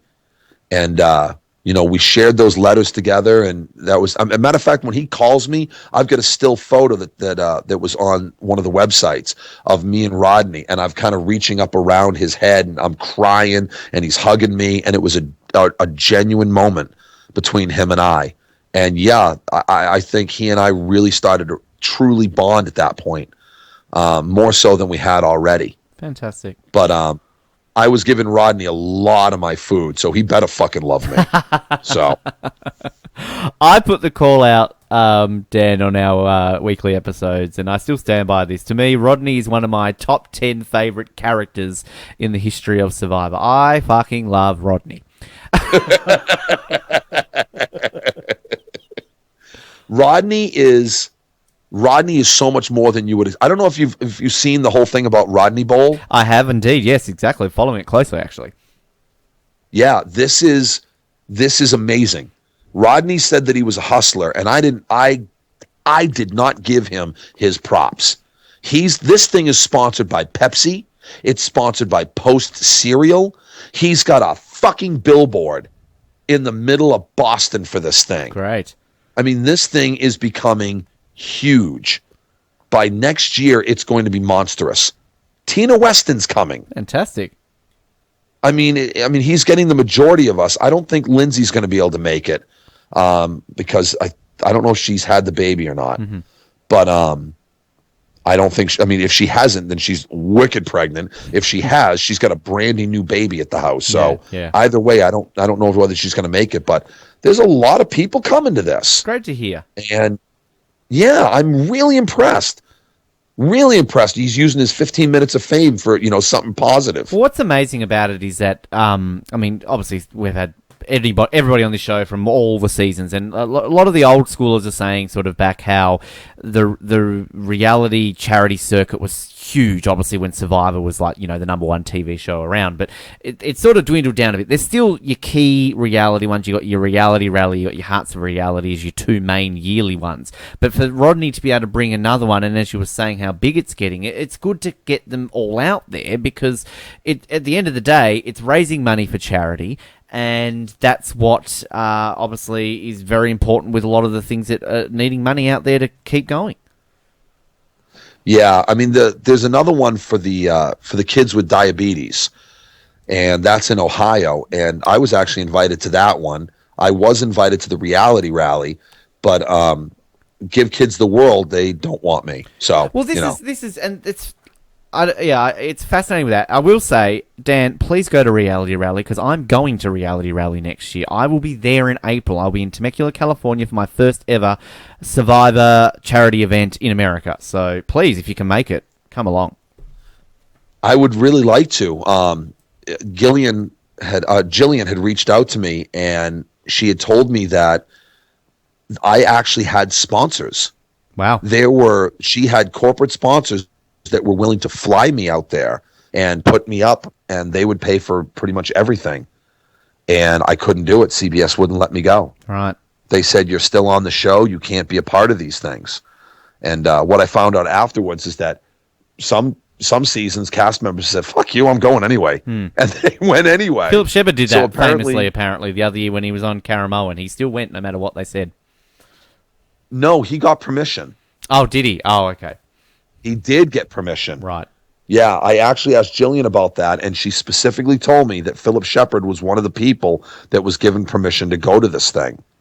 And I think from what I understand, he ruined it for a lot of people because I think he may have said something or leaked something. Right. But, like with so many things in life, it's easier to get forgiveness than it is to get permission. True. So. Well, there you go. All right, who's next? All right, who's next? RB Lildrostrom. Now, RB is a avid listener of this show, Dan, and he has sent in a bunch of questions here. I'll just pick and choose from these ones. All right, go ahead. Who received the most favourable edit in relation to any gameplay on your season? Carolyn. Carolyn? Okay. Yeah, I would say Carolyn did. All right. Another question here. Mike may have gotten the most heroic edit in the history of the game, but he had the gameplay to support it. Mm-hmm. Okay, there you go. Now, I did want to ask you something, but I'm going to because you sort of brought this up earlier in the interview. He says, Dan, okay. I listened to the roundtable on Rob Has a Podcast with Shandy. Am I a misogynist for wishing somebody would have slapped her?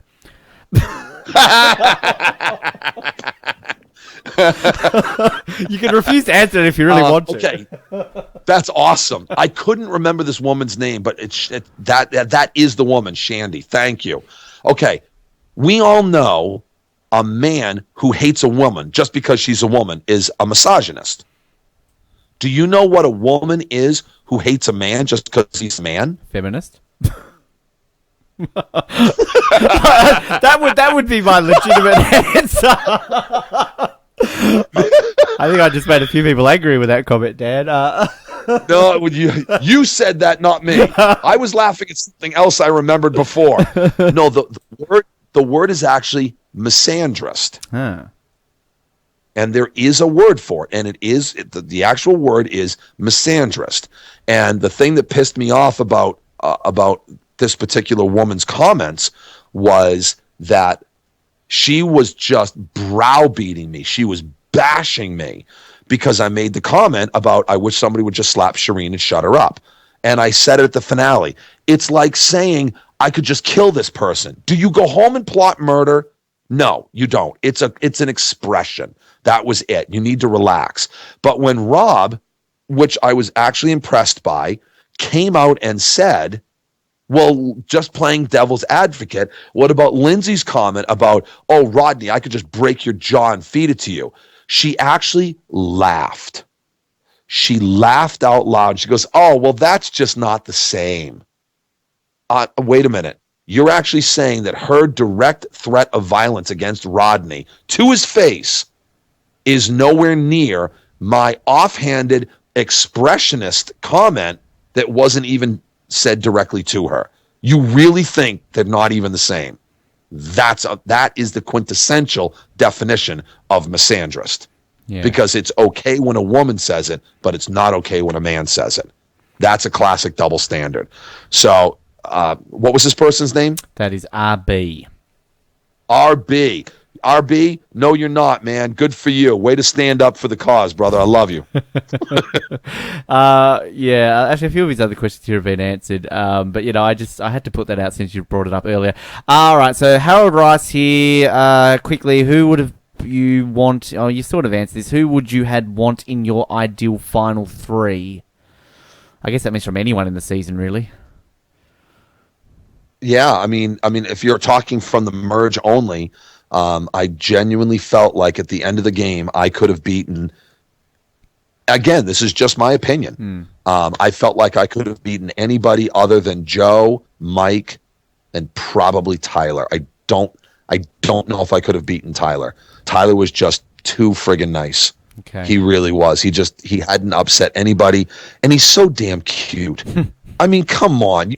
He's got that smolder down cold, man. He's just, damn. I mean, I am not straight as a rainbow, but he is just adorable. Yeah. He is. He just, Come on, Dan. You be with me here just a little bit. Like, people as good looking as Joe, we're just like, damn, you've got a hard life, isn't it? Like, everything, you're that attractive. Like, oh. Yeah, a little bit. Yeah, a little bit. Yeah, 100%. Joe, Sierra, come on. Yes. Do you struggle with anything in life? No, you don't. We had Jeremiah on from Cagayan, and I just had to ask him. I said, Jeremiah, you're a male model. Please tell me you struggle to get women sometimes. And he said, oh, yeah, no, it's not as easy as you think. And I'm like, well, that made me feel a little bit better. What do you struggle with? What? Because your pants are a little tight this week? You suck. All right. Gabrielle, we've answered that question. Thanks for your question. Brandon, you and Sierra seem very close on social media. Was your edit just not picking small quarrels between you two to make you look bad, do you think? Oh no! I mean, and we did answer that. I was an asshole to her. I really was. But I also think it all started because she thought that we really had taken the small bag of beans, and I think she had these preconceived, derogatory notions against me, starting with the beans, and then my comments towards Lindsay, and her and Lindsay bonded. So I just couldn't get any headway with her. But and it got to the point where in one of her exit interviews, she said, Dan spent so much time apologizing to me, I wanted to slap him. And now obviously that was, a nod to my comment. But Sierra, I love Sierra with all my heart. Beautiful. I do. Beautiful. She came to one of my viewing parties. Her, Mike, and Tyler all flew out to Maine, and we had a friggin' blast. And I'm actually supposed to be flying out to see her and she's going to take me horseback riding out in the plains of Utah. Great. And I'm really looking forward to it. Wow. I can't wait. I love Sierra with all my heart. I really do. Fantastic. Gee, Mike's really spending his $1 million. He's traveling left, right, and center, isn't he? Go, Mike. Yeah, he is. He's in Arizona right now. All right, and the final one, Joe, we've answered that one. Thanks for questions. All right, Dan, it is just after 2 a.m. for you right now. We're nearly at the 4-hour mark, so I'm just going to fire through these final questions super quickly. The first one, three things you learnt about Jeff Probst. Let's see. He's a diva bitch. That would be the number one thing. Let's see. He has no integrity. No, that's not true. He has some, but geez. And he is. I knew he was short, but I didn't realize he was that short. And he got very unbalanced Botox because it looked like one of his eyebrows were raised at the finale. I don't know if anybody else noticed that or not.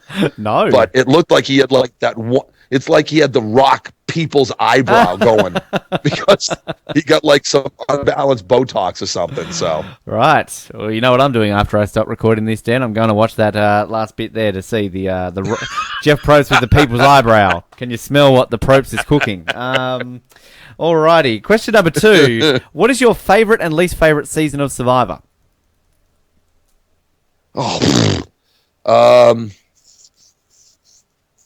See, my most favorite was my season, and my least favorite was my season. That works. That's fine. We take that.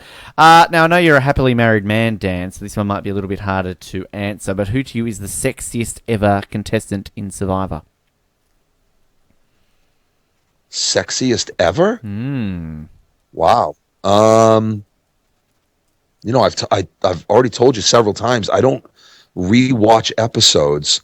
So and you also said you don't like listing favorites, and that's why I said you might struggle in these last questions. Yeah, I don't have a favorite anything. Like I don't have a favorite food, favorite song, favorite movie. I don't have a favorite anything. You have a favorite Survivor podcast, though, Dan. That is Survivor Oz. Oh, absolutely. Yeah, Survivor Oz. Is that good? Is that we can use that. We can use that in the plug. Thanks, mate. Cheers. Nice. That's going to be on a loop now. Great. That's fucking awesome. Amanda is smoking hot. Mm-hmm. I mean, Malcolm is just gorgeous. I mean, I put Malcolm over Joe. Yeah. I do. If I had to choose a guy and a girl. Well, you do, yeah. New rule, you have to. Yeah, I'd put Amanda up there. I think Amanda is amazing. I don't like those really rail thin girls. I like a little curve. Mm-hmm. You know, I like a girl with a little bit of curve on her. Mm-hmm. Yeah, I'd have to go with those two. Good answers. I like it. All right, this is going to make... These last ones are going to be just very interesting answers. And Dan, who is the... Well, answer yourself for this one if you want to. Who is the greatest player never to have won Survivor? Oh, me, hands down. Done. But other than me, probably Shireen. Okay, yep. She did just win our Oscar for greatest player never to have won. So, yes, she's... Yeah, I agree with that wholeheartedly. Here's an interesting one. Yeah, I think she was... Yeah, I think she's very unsung as far as the game goes. Yeah, and I don't think I got anywhere near as much credit as I deserved, but whatever. Here's an interesting one. You said before that you probably couldn't even list all the winners. So in terms of the ones that you do remember, who is your least favorite winner? Least favorite winner?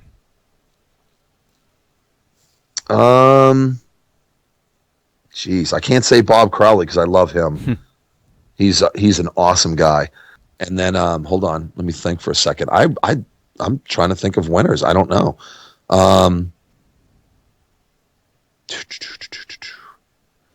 Who beat Russell Hantz? Natalie White. That's one. That's one. Okay. Yeah. Well, technically, if I want to be technical, Sandra did too, but I think most people assume you would the first time you lost. No, I'm talking the first time. Yeah. I mean, Sandra beat him for, what was it, Heroes versus Villains. I thought Natalie was a Captain Coattails. But I mean, so was Sandra both times. But she's played twice and won twice. I mean, that's amazing all by itself. Tina Weston was a coattail. I thought Colby deserved to win. I don't know. I would have to say Natalie White. Okay. Done. Locked in. All right. Final question for you today then. Dan Foley, who to you in the history of Survivor is the greatest player and why? Stop sucking up. I already did your podcast. Stop kissing my ass. Well, I want to know your opinion of it, though. Go on. Yeah. I mean, people keep telling me if they do Heroes versus Villains 2, I'll be invited back, but I don't know whether I will. I don't know whether they will invite me back. So would you play again though if they did ask you?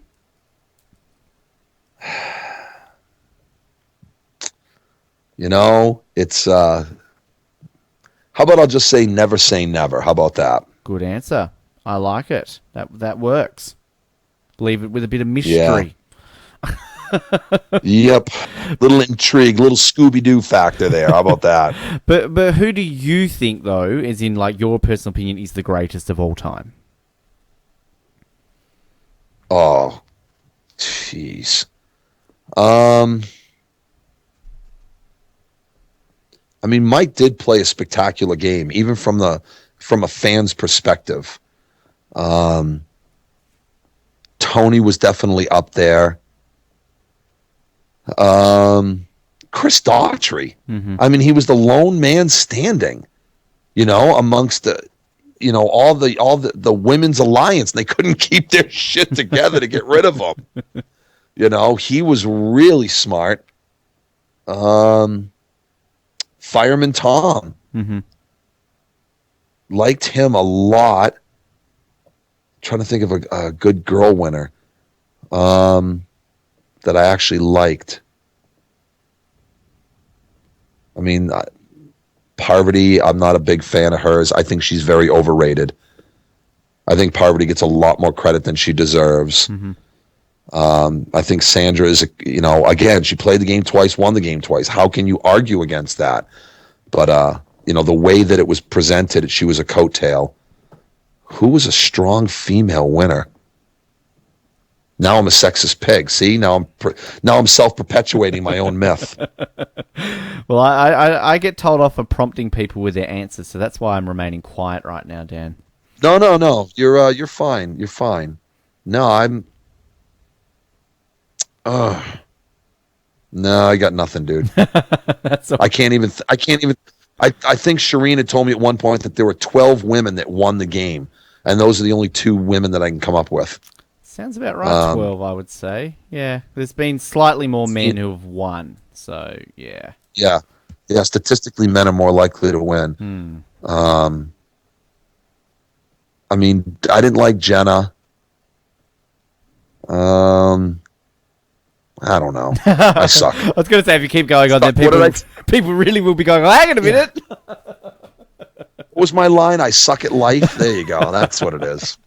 Well, Dan, you don't suck at giving interviews because we're very, very close to that magical 4-hour mark, mate. And I have to say, I'm going to give you a clap. I think I did that with Cass when I said how long she'd been going, and you want to win the Best Survivor Oz interview for 2015-2016. And oh, fuck yeah, baby. I damn well better be on the ballot for that shit. You have laid claim to that spot, I think, right now by setting the bar high with this.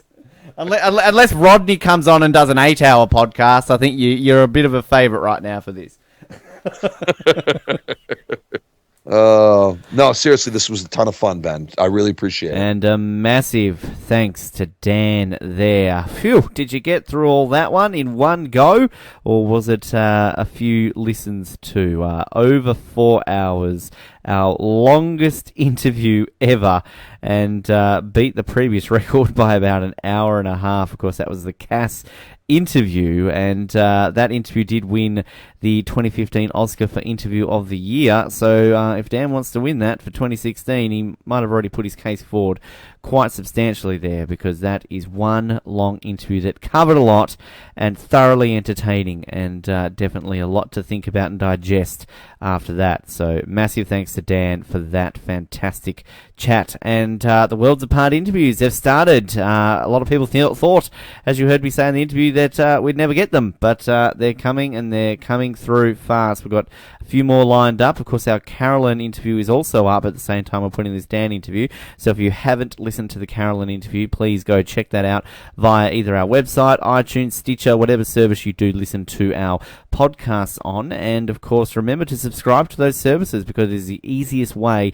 on getting them directly to your computer, to your portable device, or wherever you do listen to our podcast from. If you do listen to us on iTunes, please remember to subscribe, as I just mentioned, and of course remember to rate us and leave feedback. We always do appreciate hearing what you think of the show, and it does get read, and all advice and feedback is taken on board.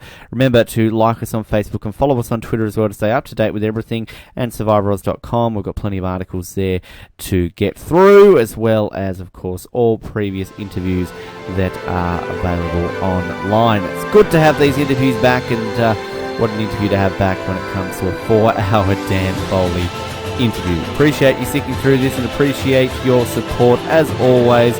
My name is Ben, the tribe has spoken, and we will speak to you next time on The Trains.